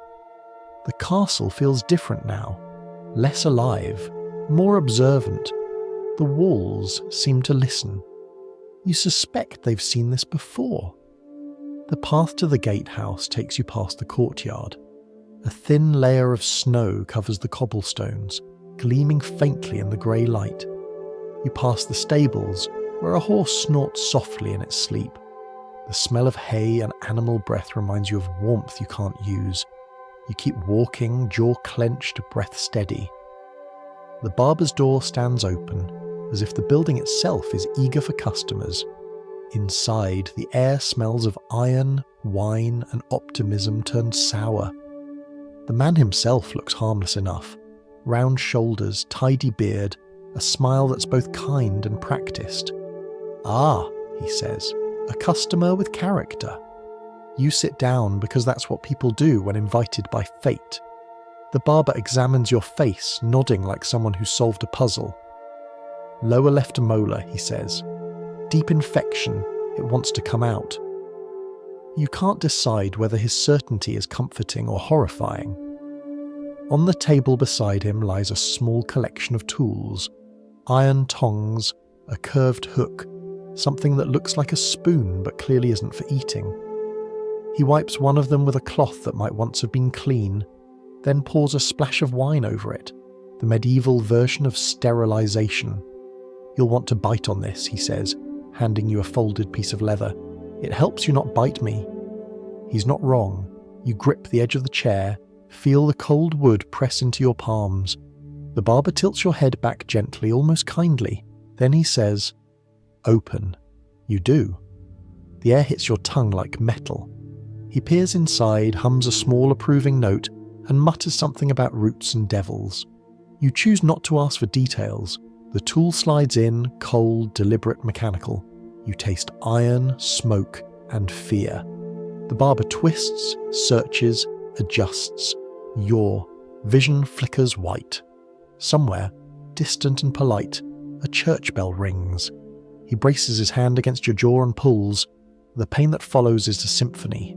One note, infinite variations. For a moment, everything stops. The sound, the room, even thought. Then, with a soft, wet crack, it's over. The world rushes back in, carrying every smell and sound with it. The sharp tang of blood, the hiss of your breath, the faint whistle of wind sneaking through the door. The barber holds up the tooth like a trophy. "There," he says, "the devil's stone." You want to thank him, but your mouth has retired from conversation. You nod instead. He drops the tooth into a small bowl, pours wine over the wound, and hands you a scrap of linen. "Keep it pressed," he says. "If it bleeds too much, pray. If it doesn't stop, pray louder." He means well. You stumble outside, half dizzy, half relieved. The cold air hits your face and the pain changes flavour.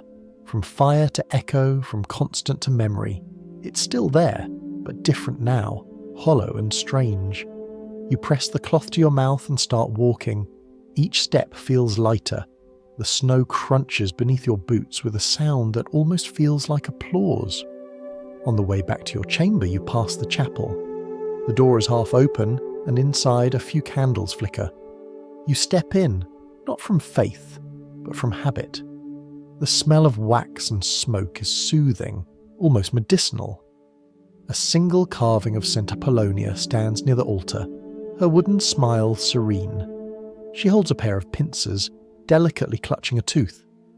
You stare at her for a long moment, then almost laugh. Of course there's a patron saint for this. Humanity has always known where it hurts. You bow your head, not in prayer, but in mutual understanding. "You did your job," you whisper to the statue, or perhaps to yourself. "And I did mine." Back in your room, the fire is out again. You sit beside it, still pressing the cloth to your cheek. The pain has settled into a dull hum, manageable but present, like a faint reminder of mortality. You find the tooth-shaped hole with your tongue and feel both emptier and freer. Later, as the brazier reignites and the familiar orange light fills the room, you think about the barber, the saints, the bells. You think about how every solution here seems to hurt first, how comfort always charges interest. You lean back against the wall and close your eyes. Outside, the church bells ring again. Each note echoes through the stone, soft and slow. It doesn't feel holy exactly. It feels human, like someone far away marking time so you don't have to. You touch your cheek one last time. The skin is warm, but this warmth feels different. It's earned, not stolen. You smile carefully. The castle is still cold, still breathing, still indifferent. But tonight, for the first time, the pain belongs to the past. And if you ever needed proof that survival here means more than luck, you now have it in a small bowl on the barber's table, sitting quietly beside a half-empty cup of wine. You would think, after all that, the worst part would be over. The tooth is gone. The pain has retreated to a dull whisper. You can sleep again without wincing every time you dream of bread. But this is the Middle Ages, and pain was never just a medical event. It was a story, and everyone around you already knows how your story should have gone. When you appear in the kitchen the next morning, jaw-wrapped, expression blank, the cook takes one look and nods sagely. "Ah," she says, stirring her pot.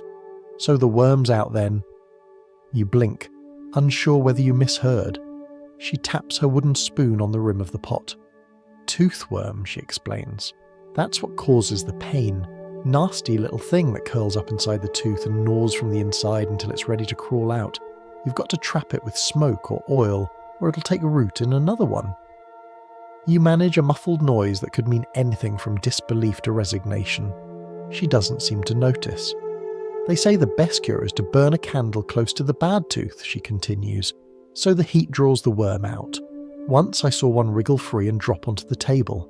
Looked like a white thread. The Lord Steward swore it was alive." You glance down at your bowl of pottage and decide quietly that you're not hungry. Throughout the day, you hear other versions of the same truth. The guards swear by onion poultices. The maid believes in frog remedies. Rub a live frog's belly against your cheek and then set it free. It'll take the pain with it. The stable boy recommends spitting on an iron nail and hammering it into the ground under a full moon. Everyone's cure sounds like a riddle disguised as hope. You start to wonder whether the real infection is superstition. But you keep that thought to yourself. Nobody likes a skeptic who still limps from the battlefield. Later, the guard who first sent you to the barber stops by. He's carrying a small pouch that jingles faintly. "Here," he says, placing it in your hand. "Salt and ash. Keep it under your pillow for 3 nights. It wards off what's left of the worm." You nod politely and thank him. There's something oddly touching about how certain he looks. Faith, after all, is another form of anesthesia. When he leaves, you open the pouch. It smells faintly of smoke and something earthy, like a burnt promise. You place it under your pillow anyway, not because you believe it will work, but because belief itself has warmth, and warmth is always worth keeping. By evening, the castle's gossip network has finished reconstructing your ordeal. In one version, you fainted and were revived with holy water. In another, you bit the barber and cursed the devil out of your mouth. One story claims your tooth contained a black worm that leapt into the fire and screamed.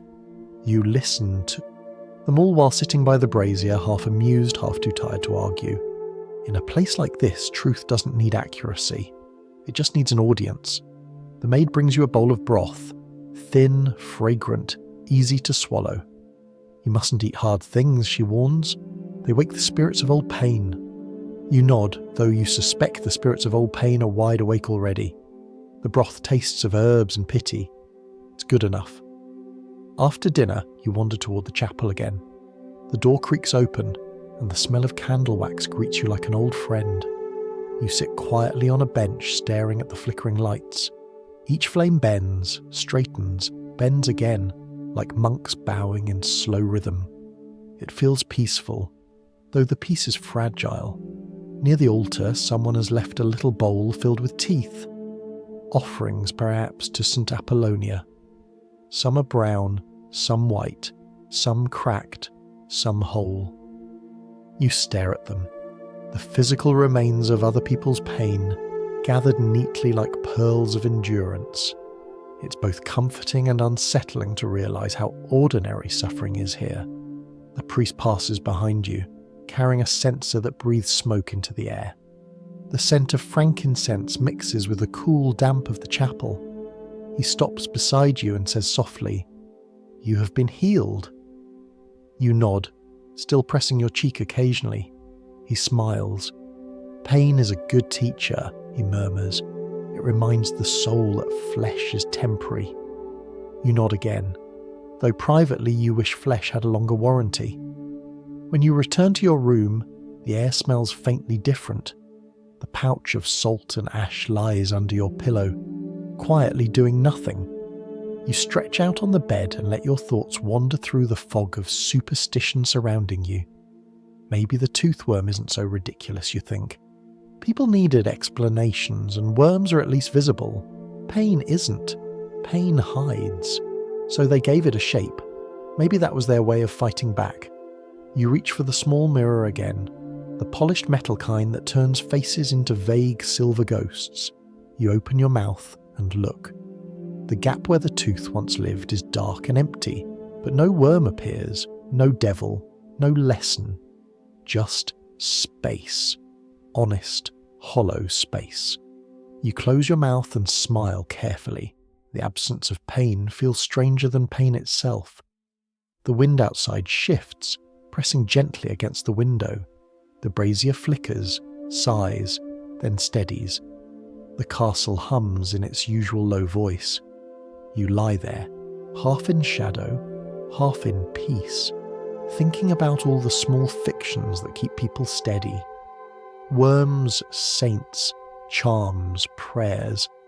They're all just ways of explaining survival without admitting how fragile it is. You drift towards sleep with one last thought. Perhaps lies are simply warmth in disguise. They fill the silence between what hurts and what heals, and here, surrounded by stone and superstition, you understand why that matters. The truth might be cold, but belief is soft, and sometimes softness is what keeps you alive until morning. Outside, the snow begins again, thin flakes spinning silently past the window slit. You pull the blanket higher and let the sound of the wind and the low crackle of coals merge into a lullaby. The worm, if it ever existed, is long gone. What's left is quieter, a kind of gratitude, and the faint, smoky perfume of stories told to make sense of the dark. You'd think losing a tooth would be the end of it. The pain fades, the swelling softens, and for a few brief mornings you wake up with your jaw quiet and your thoughts almost serene. But medieval healing rarely ends when the body does. Once the flesh begins to calm, the soul becomes restless. People start suggesting things like Thanksgiving journeys or penitential walks. Apparently survival isn't enough. You must also prove you deserved it. So when the cook mentions a shrine 2 valleys away, one dedicated to St. Apollonia, you nod politely. She calls it a pilgrimage of gratitude. You call it a test of bad decisions. But saying no to communal hope feels rude. Everyone in the castle has made the trip at least once. Guards for their fevers, servants for their lungs, nobles for their guilt. You can hardly stay behind just because your mouth has stopped screaming. You prepare as best you can. Pilgrimage clothing, it turns out, looks a lot like daily misery with a hood. A long wool cloak, heavy boots, and a pouch containing bread that's already gone philosophical. You tie the herb charm from your pillow around your wrist, half protection, half superstition. Someone hands you a small wooden token carved with the saint's symbol, a pair of pincers holding a tooth. You try not to read too much into it. The morning is grey when you set out. Snow still covers the ground, thin and cautious, crunching softly underfoot. The castle looks almost kind from this distance, its towers blurred by mist, its cruelty softened by perspective. The guard walks with you for a while, carrying his usual quiet humour. "If you get lost," he says, "follow the sound of people regretting things. That's where the shrines usually are." You walk slowly, the air biting at your face. The road winds through bare trees and sleeping fields. Every so often you pass another traveller, a merchant with his cart, a monk humming to himself, a woman leading a donkey that looks like it's reconsidering theology. Everyone nods as they pass. Pain, after all, is a kind of fellowship.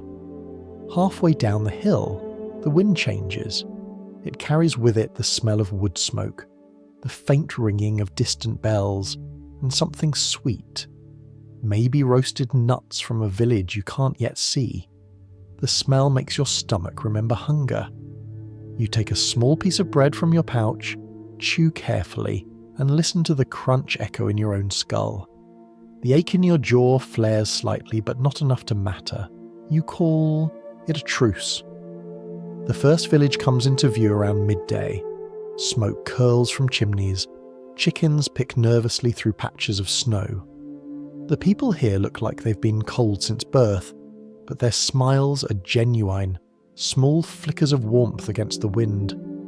A woman selling candles offers you one carved with the image of the saint. You buy it because saying no to light feels like bad manners. You stop at the tavern, which smells like damp wool and beer pretending to be courage. The hearth is massive, the kind of fire that doesn't just heat, it gossips. A few travellers sit nearby, nursing mugs and bandages. You join them quietly.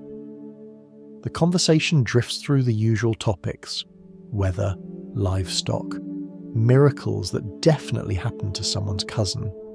One man claims his neighbour's toothache vanished after kissing a donkey on the nose.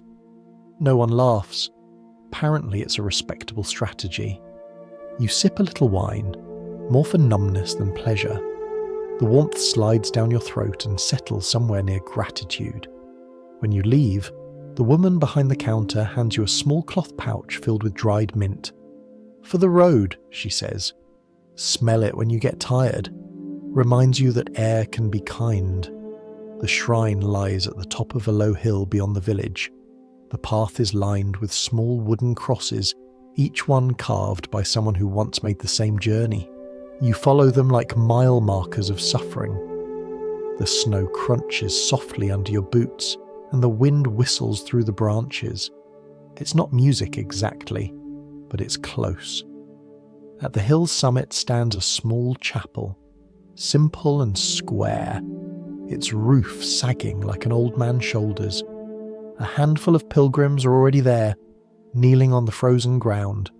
You join them, not out of obedience, but because your legs appreciate the excuse to stop. Inside, the air is warmer, thick with the smell of wax, wood, and the faint sweetness of incense that's been burning for hours. A small statue of Saint Apollonia stands behind the altar, smiling that same calm, unreadable smile. Her wooden eyes watch everything without judgment. You light your candle and place it among the others. The flame flickers briefly, then steadies, finding its place in the small, trembling congregation of light. For a long moment, you do nothing. You just breathe. You realise that everyone here has brought something invisible: pain, fear, regret, hope, and the air itself has absorbed it. The chapel hums softly with it, like a hive made of sighs. You don't pray exactly, you just sit and listen. The wind outside rattles the shutters, and the candles respond with tiny tremors. You think about how strange it is that people walk miles to feel something that has no shape, no proof, no formula. Maybe faith, like warmth, isn't meant to be measured. It just has to be felt. When you finally step outside, the sun has dipped low, painting the snow in shades of gold and blue. The air feels sharper, cleaner. You take one last look at the chapel and smile. Not because you believe in miracles, but because belief itself feels like one. On the walk back, the guard meets you halfway. "Did it work?" he asks, half serious, half teasing. You shrug. "I'm still here," you say. He grins. "Then that's something." You walk together in companionable silence. The wind is quieter now, almost gentle. In the distance, the castle waits, its towers catching the last light of day. For a moment, it almost looks warm. That night, back in your small room, you light the candle from the shrine and set it by the brazier. The flame burns steadily, its small light softening the edges of the stone. The air smells faintly of mint and melted wax. You lie down, feeling the ache in your jaw dissolve completely into memory. As you drift towards sleep, you think about the road, the donkey stories, the candles, the faith that asks for nothing but belief. Maybe healing was never about the body at all. Maybe it was about walking far enough to remember you were still alive. The candle flickers once, as if agreeing. The room settles into quiet. Outside, a single bell rings somewhere in the dark, slow, patient, and kind. The walk back from the shrine feels different. The road hasn't changed, the snow still sighs under your boots, and the wind still tests your patience. But something small inside you is unclenched. Maybe it's the candle you carry in your pack, still faintly smelling of wax and smoke.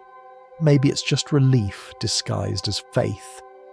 Either way, the world looks softer, as though it too has exhaled. The guard walks beside you for a while, his breath visible in steady bursts. Neither of you speaks much. He kicks a pebble down the path and watches it vanish into the snow. "Strange thing, pain," he says after a moment. "When it's gone, you miss it a little." You glance at him, half amused. "Miss it?" He shrugs. "It made me feel alive. Nothing else has that kind of commitment." You laugh, which still hurts a little, but pleasantly so. "Then you're welcome to mine next time." He shakes his head quickly. No, I've made peace with boredom." The two of you walk on, letting the silence stretch comfortably between you. By the time the castle comes into view, evening has settled. Its towers rise through the mist like a patient animal waiting for you to return. The fires inside burn faintly orange against the windows, small defiant eyes staring into the cold. You stop at the gate and breathe in the familiar air, stone, smoke, damp, and the faint smell of soup drifting from somewhere deep inside. It feels unexpectedly like home. Inside, the servants greet you with that special kind of politeness reserved for survivors of small disasters. The cook wipes her hands on her apron and studies your face. "You still have both ears," she says. "That's a good start." You show her the small candle from the shrine. She nods approvingly. "Keep it near your bed. Light chases pain away better than vinegar ever did." She sets a bowl of stew in front of you, thick, fragrant, heavy with barley and onions. You eat slowly, savouring the warmth. Every bite feels earned. The cook sits beside you for a while, pretending not to care, but you can tell she's watching for signs of relapse. When she finally speaks, it's quiet. "Sometimes," she says, "healing just means something didn't kill you fast enough." You nod, unsure whether it's grim or comforting. Probably both. Later, you wander through the halls, candle in hand. The flame wobbles as you pass through draughts, but it never goes out. You pass the chapel, the kitchen, the long corridor lined with tapestries that flutter faintly as though gossiping about your return. The castle feels less like a prison now and more like a companion. Old, moody, reliable in its own stubborn way. Your antechamber is just as you left it. A bed that creaks, a brazier waiting for company, and a faint scent of herbs clinging to the walls. You set the candle on the table, light it again, and watch as the small flame fills the room with soft amber. Its glow smooths the edges of the stone, turning grey into gold. For the first time in weeks, the room looks kind. You sit down, peel off your boots, and stretch your legs toward the brazier. The fire inside is still awake, humming quietly. You feed it a small log and listen to the gentle crackle as the flames rise. The candle's light joins the firelight, and together they fill the room with the kind of warmth that doesn't brag. It just exists. You think about the people at the shrine, the travellers, the woman with the donkey, the monk humming to himself. You wonder if they all felt this same soft emptiness afterward, this strange quiet that follows relief. Pain, you realise, was noisy company. Without it, the world is too calm. You decide that's not a bad problem to have. You lie back on the bed, head resting against the pillow that still smells faintly of smoke and rosemary. The charm the guard gave you dangles from the wall, its string frayed but loyal. You reach for it, fingers brushing the wood, and think of all the small things that kept you alive. Salt, herbs, laughter, the stubbornness to keep lighting fires that always went out. The castle groans softly as the night settles in. Somewhere a door closes with a sigh. You can hear the servants below laughing faintly around the kitchen fire, their voices rising and falling like gentle waves. It's the kind of sound that makes the world seem less cruel. You smile, small and tired. The candle flickers slightly, casting shadows that ripple like water across the ceiling. You find yourself remembering the chapel, the rows of candles there, each one carrying someone's story. Maybe this one carries yours now, a story about winter, smoke, pain, and a building that learned how to forgive. You turn the thought over like a coin. Every bit of warmth you found has come from something fragile. Breath, cloth, fire, people. None of it lasts, but all of it returns. Maybe that's what survival really means here. Not winning against the cold, but learning to start again every time it returns. A faint knock interrupts your thoughts. The door creaks open, and the guard steps in holding a small cup. "For the jaw," he says. "Mulled wine with cloves." He sets it down on the table beside the candle and looks around your room. "Warmer than I remember," he says approvingly. "You've trained the walls." You take the cup and sip carefully. The heat spreads through you, sweet and spiced. "You're right," you say. "It almost feels civilized." He grins. "Don't let the castle hear that. It might start charging rent." When he leaves, the silence folds around you again, but it's a good silence, the kind that listens. You finish the wine, set the cup aside, and pull the blanket up to your chin. The fire burns low, the candle wavers, and the air smells of cloves, smoke, and something very close to peace. You close your eyes. The faint ringing of bells from the village reaches your ears, softened by distance. Each note feels like a heartbeat stretched across the night. You think of the road, the frost, the stories, the faces, all the strange, kind things that helped you return. Before sleep takes you, you glance once more at the candle. The flame steadies itself, quiet and sure, as if promising to stay a little longer. You smile. After so much cold, so much ache, it feels like the world finally whispered back, "You can rest now." And you do. When the pain finally quiets, you start to notice something else. The way healing never happens in isolation. Once the worst is over, the castle returns to its own quiet routines. But the villages beyond its walls are where the real medicine lives. Improvised, inherited, and almost always performed in the wrong room. In the countryside, every house is a clinic waiting for a reason. There are no doctors within reach, no Latin words to explain why things hurt, and no clean linen that stays clean for long. Yet somehow, people manage. Kitchens double as surgeries, hearths become laboratories, and the tools of daily life learn strange new purposes. A bent spoon becomes an extractor. A piece of cloth, boiled in wine, becomes a bandage that believes in miracles. The heat from the fire sterilizes nothing but spirits, yet everyone swears by it. The room smells of smoke, courage, and something close to fear. When you visit one of these houses, you find the entire family involved.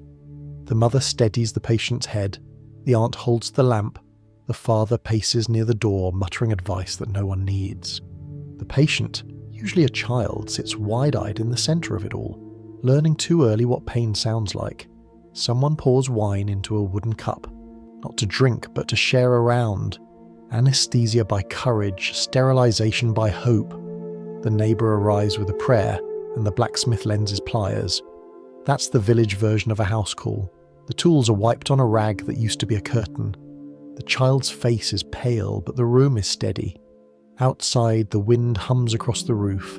Inside, time slows to a single heartbeat. You remember one such night. A boy from down the lane, no more than 10, with a tooth that had turned traitor. His mother brought him to you because she heard you'd survived the barber. That made you an expert, apparently. You tried to refuse, but the father insisted and offered a rabbit as payment, alive and dignant. So you agreed. The fire burned low, casting a light that turned everyone into ghosts. You found an old piece of cloth, boiled it in wine, and told the boy to bite down. He obeyed without protest, braver than any adult you'd ever met. You gripped the spoon, the improvised weapon of mercy, and told yourself not to think. The first pull failed. The second met resistance. The third was accompanied by a sound that no one forgets. Not quite a pop, not quite a snap, something between a victory and a warning. The tooth came free, slick and shining, a small white surrender. The boy blinked once, twice, and then began to laugh through his tears. His mother pressed a wine-soaked rag to his mouth. His father handed you the rabbit as promised, its nose twitching like an exclamation mark. The room exhaled together, the way people do when fear releases its hold. Someone opened the door to let the smoke out, but the warmth stayed behind. Later, as the boy dozed by the fire, the family began to talk again, about crops, neighbours, weather, all the things that make life feel normal after the extraordinary. No one mentioned the tooth. It had already joined the collection of memories no one speaks of, but everyone carries. In these homes, pain isn't treated so much as outlasted. People share recipes for bravery more than medicine. A sip of wine, a song under the breath, a hand on the shoulder. Every family becomes its own hospital, staffed entirely by relatives who love too much and know too little. Sometimes the methods work, sometimes they don't, but failure never stops the effort. A woman in the next village once tried to cure her husband's earache by filling the ear with warm honey. It didn't help the ear, but everyone's bread tasted faintly of optimism for a week. There's a strange beauty in this collective stubbornness. The remedies might be clumsy, but the care behind them is exact. Every movement, the boiling of cloth, the lighting of a lamp, the steadying of a shaking hand, carries precision born from love. The line between healer and helper disappears entirely. When you think back on those nights, you don't remember the pain itself, only the people who gathered to face it. The way the air thickened with effort. Way laughter returned, small but certain, once it was over. It was never about perfection. It was about proof. Proof that someone tried. Now, years later, you still keep a bent spoon near the hearth. Not because you plan to use it again, but because it reminds you of what people can do when the world gives them nothing. The spoon shines faintly in the firelight, its curve polished smooth by repetition. Every so often, you find yourself running your thumb along its handle, remembering that strange mix of fear and faith that filled the air that night. You can still hear the boy's laugh echoing faintly, the sound of relief that belonged to everyone in the room. That's how villages healed themselves, not with precision, not with science, but with proximity. Pain was never private. It was divided, diluted, shared. Each scream, each breath, each small success belonged to the entire household. Outside, the wind sighs against the shutters, the brazier crackles steady and kind. You realise that survival here was never just about warmth or food. It was about presence.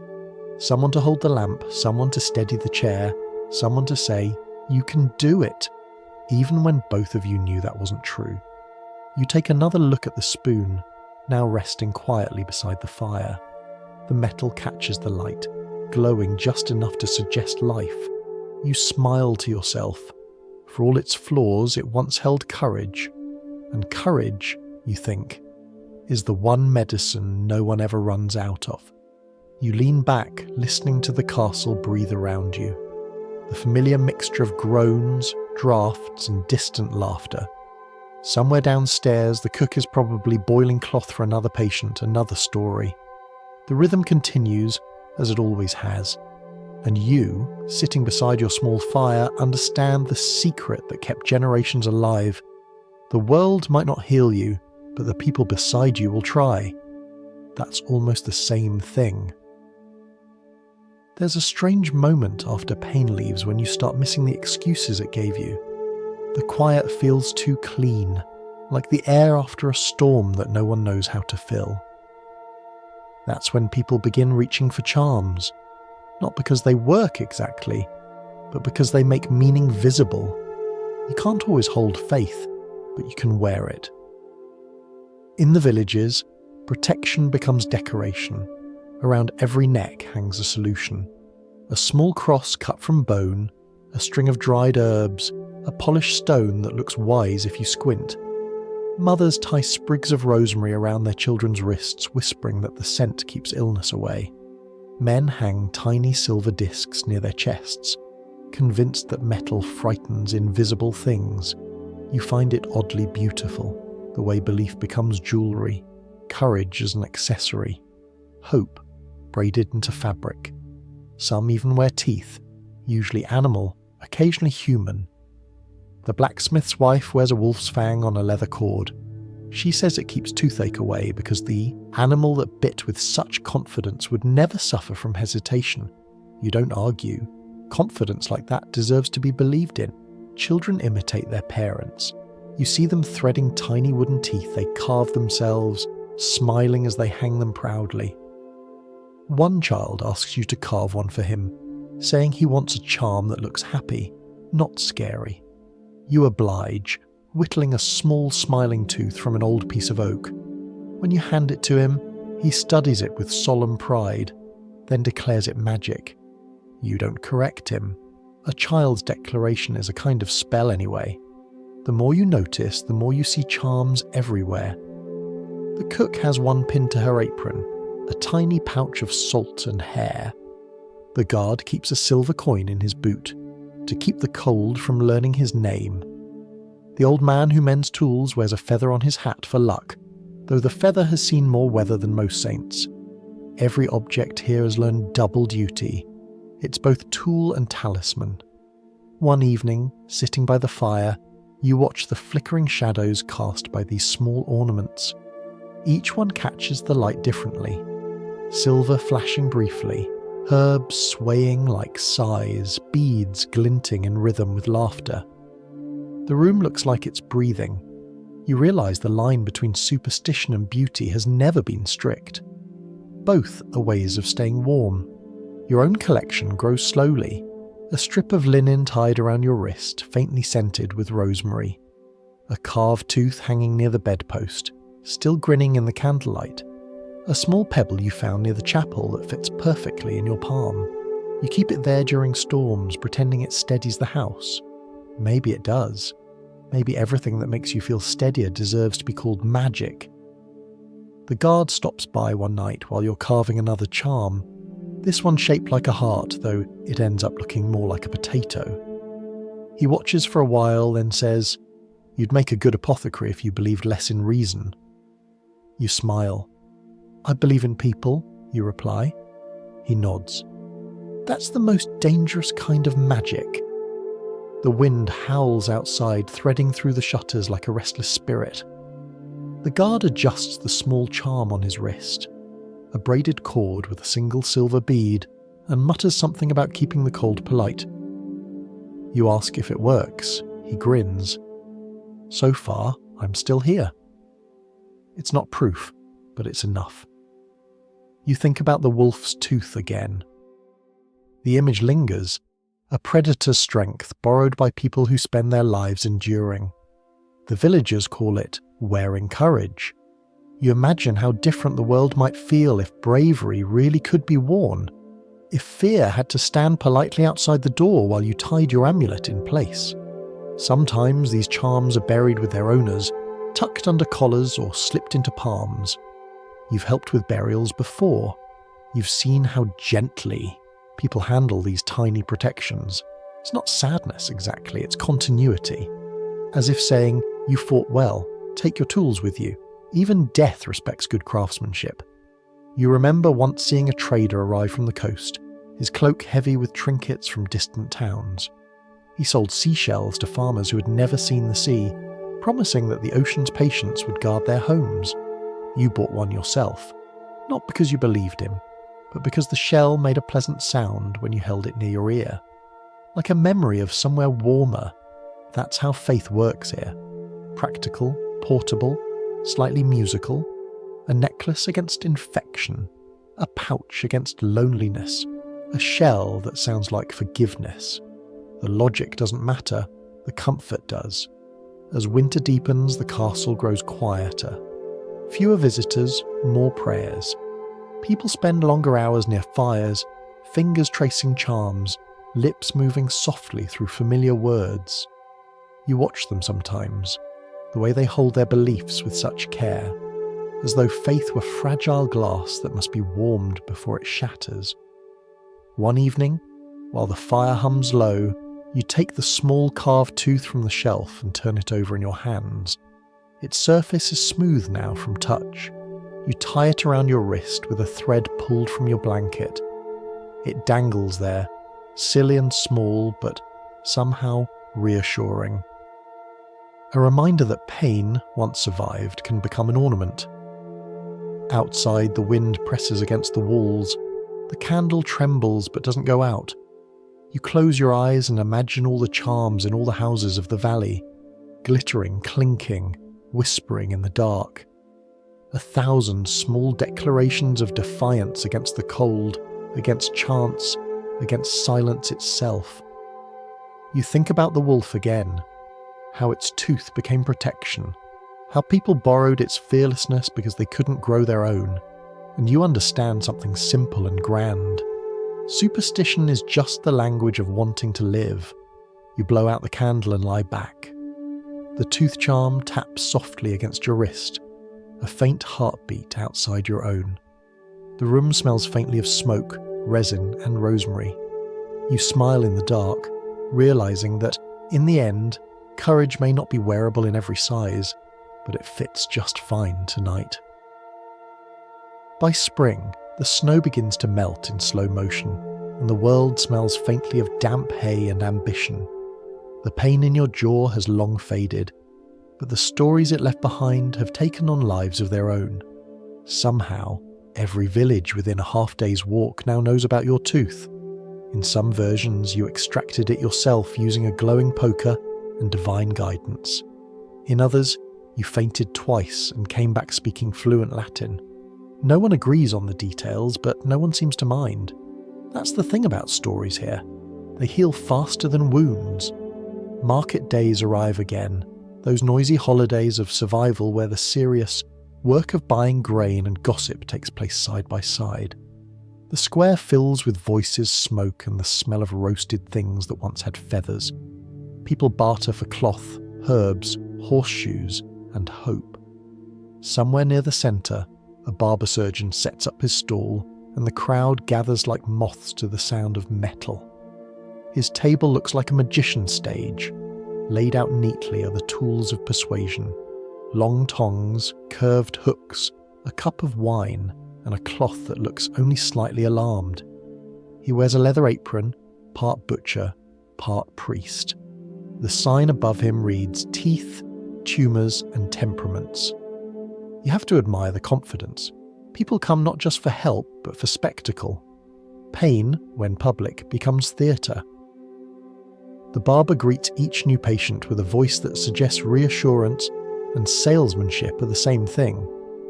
Nothing to fear, he says, as he grips the tooth with his tool. The crowd leans in. Someone offers a prayer, someone else a bet. A child on someone's shoulders claps when the tooth finally comes free and the barber holds it up like proof of divine favour. The tooth goes into a string that already hangs heavy with other victories. Dozens of teeth, yellow, white, cracked, proud, clink gently in the wind like chimes of human stubbornness. The sound is strangely comforting. It says, yes, it hurt, but we're still here. You linger nearby, half horrified, half impressed. This is how knowledge spreads, by demonstration, by rumour, by applause. Every successful extraction teaches the crowd two things: what courage looks like and what mistakes not to repeat at home. Somewhere between performance and survival, education happens. A young boy beside you watches with rapt fascination. He clutches a wooden spoon, clearly inspired. "I could do that," he whispers. You raise an eyebrow. "Start with carrots," you advise. He nods solemnly. Later that afternoon, you pass by his house and find him in the yard, holding his spoon and lecturing a cluster of chickens about oral hygiene. He's using a turnip as a patient. You stand quietly, watching as he pries the root open with great ceremony. When he notices you, he straightens and announces, "I'm practicing so I don't have to scream later." You hand him a scrap of cloth and say, "For your first assistant." He beams. Inside the tavern, people are retelling the day's events with appropriate embellishment. Someone swears the barber pulled 2 teeth at once. Another insists the patient never flinched. A man at the end of the table argues that courage like that can only come from drinking the right ale beforehand. The room hums with laughter, and the air smells of spilled beer and pride. You sit quietly, letting the warmth of the fire and the chatter soak into you. There's something comforting about how quickly horror turns into humour once the bleeding stops. Pain, once survived, becomes a shared joke. Someone imitates the barber's booming voice. Another person clinks 2 mugs together and declares, "Leave with fewer teeth, more stories." Everyone agrees that's a fair trade. In a corner near the door, the barber himself sits with his tools cleaned and his hands bandaged. He drinks wine slowly, eyes heavy with fatigue. You catch his gaze and nod. He smiles, the weary smile of someone who knows exactly how much courage costs and how little it pays. "Tomorrow," he says softly. "They'll all come back to tell me it worked." You ask, "Does it always?" He shrugs. "Mostly.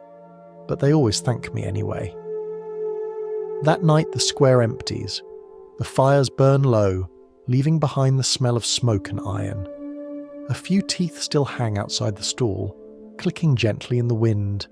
You stand beneath them, listening. Each one carries a story, some triumphant, some tragic, all strangely ordinary. You realise that, in its own way, this noise is the sound of civilization trying to believe in itself. Back in the castle, the servants have heard new tales. They repeat them between chores, adding new details as needed. One version claims that the barber sang hymns during the extractions to keep the devils out. Another insists he used moonlight instead of wine for cleansing. Each retelling becomes more generous, less accurate, and somehow more useful. You find the boy again the next day, this time pulling the tooth of another child who volunteered in the spirit of science. His spoon glints in the sunlight. The volunteer shrieks dramatically, then laughs. You let them continue, adjusting their technique just enough to prevent future tragedy. "Gentler," you say. "Teeth aren't enemies, just residents who sometimes refuse to pay rent." The children giggle, and one of them mutters, "Then my mouth's a whole village." You nod. "And today, you're the mayor." The laughter carries down the lane, bright and light, cutting through the winter air. You realise that this is what learning looks like here. Not classrooms or lectures, but stories told around fires, games that imitate danger, and laughter that seals memory better than ink ever could. That evening, you hang your own small token above the fire, a bit of carved wood shaped like a tooth, tied with thread. It swings gently, clicking against the wall in rhythm with the wind. A simple reminder that even the most terrible things can become decoration with enough time. Outside, night falls. The world smells of thawing earth and faint smoke. Somewhere beyond the walls, a tooth clinks softly on the barber's forgotten string. You close your eyes, listening. Every sound tonight seems to carry a small lesson. Pain teaches endurance. Endurance becomes story, and story becomes survival. You breathe in the warm air of the room, mixed with the faint sweetness of old wine and fire. The candlelight flickers across the spoon the boy left on your table earlier, a gift for teaching him how to be gentler. You smile, thinking that maybe the next generation will hurt a little less, even if only by accident. The fire sighs, and the castle settles around you. The sound of distant laughter still lingers in the air, threaded with wind and faint bells from the village square. You close your eyes, imagining all those little teeth swaying on their strings, singing their strange, bright lullaby to anyone who listens. You live, you learn, you laugh, you ache, you live again, and in that rhythm, the world feels steady. There are two kinds of pain in a medieval winter, the kind you survive and the kind that waits politely before deciding otherwise. You never quite know which one you've got until the fever arrives. By then, it's already taking measurements. Infections don't announce themselves with drama, they whisper. A bit of swelling that feels warmer than it should. A pulse in the jaw that doesn't belong to you. The slow realization that the ache has returned. Not the full storm of agony, but a quiet echo that makes you pay attention.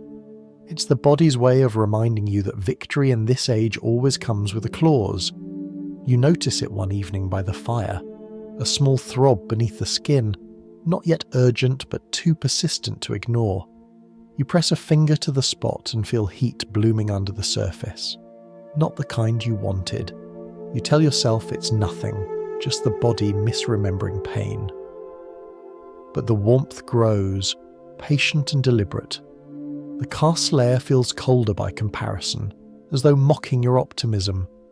Word travels fast in places where the walls carry sound better than they hold heat. The cook hears first. She appears at your door carrying a bowl of something that smells medicinal purely by intention. Broth with garlic, she says.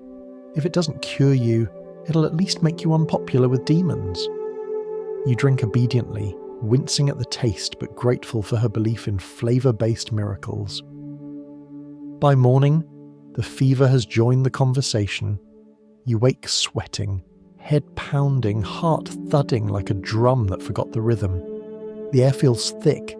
You sit up, dizzy, and watch the fire flicker uncertainly in the brazier.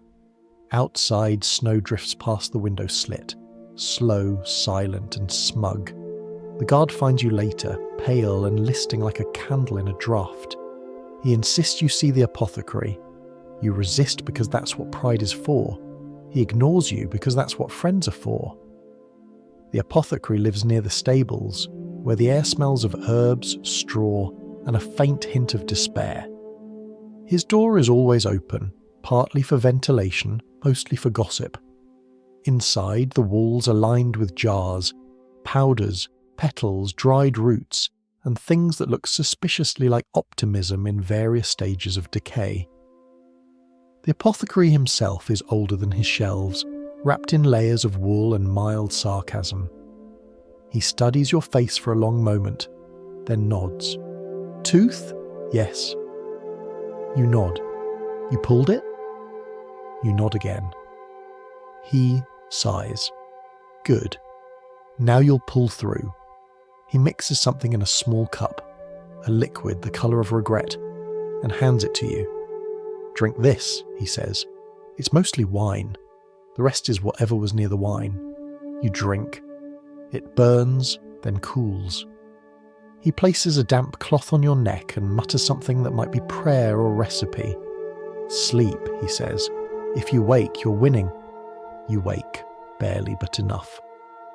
The fever doesn't break. It negotiates. You lie in your small bed, drifting between heat and chill, between dreams and slow awareness. The room sways gently, like a ship that never left the shore. Every now and then you hear footsteps, someone bringing water, someone whispering, someone checking that you're still breathing. The castle hums around you, patient, ancient, unimpressed. At some point the cook sits by your bed, muttering about how people shouldn't trust barbers, fire or weather. Her voice fades in and out. You catch fragments. Garlic, saints, stubborn fool. You fall asleep mid-sentence, which feels like mercy. When you wake again, the light in the room is different. The fever has softened its grip, retreating in small, sulking waves.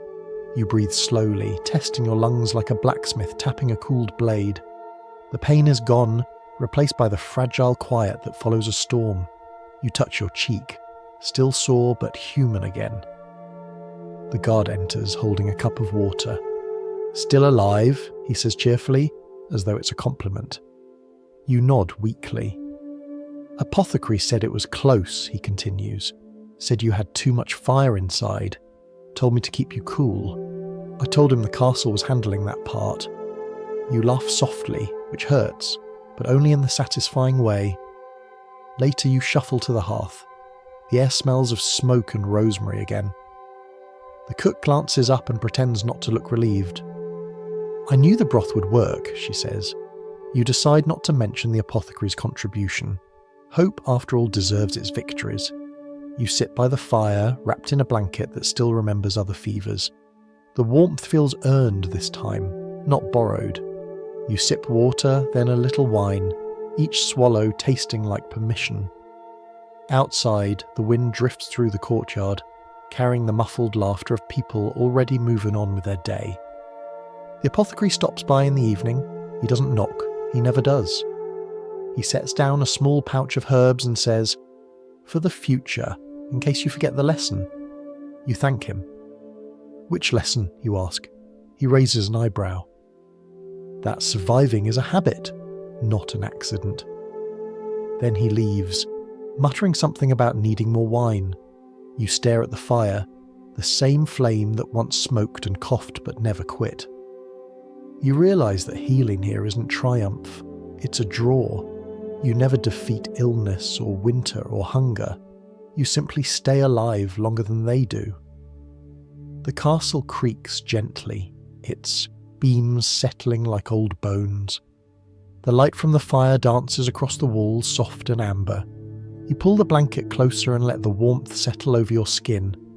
Your heartbeat feels steady again, a quiet drum inside the fortress of your ribs. Somewhere downstairs the cook laughs, the guard replies, and the world continues, untroubled by your small victory. But you understand now. Survival here is not loud.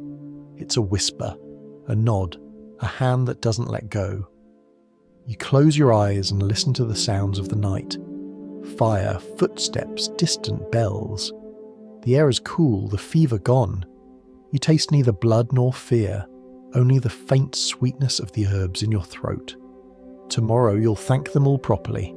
The cook, the guard, the apothecary, even the stubborn castle itself. Tonight, you're content to let the world keep breathing while you rest in its rhythm. The narrow path between life and loss has never looked so wide.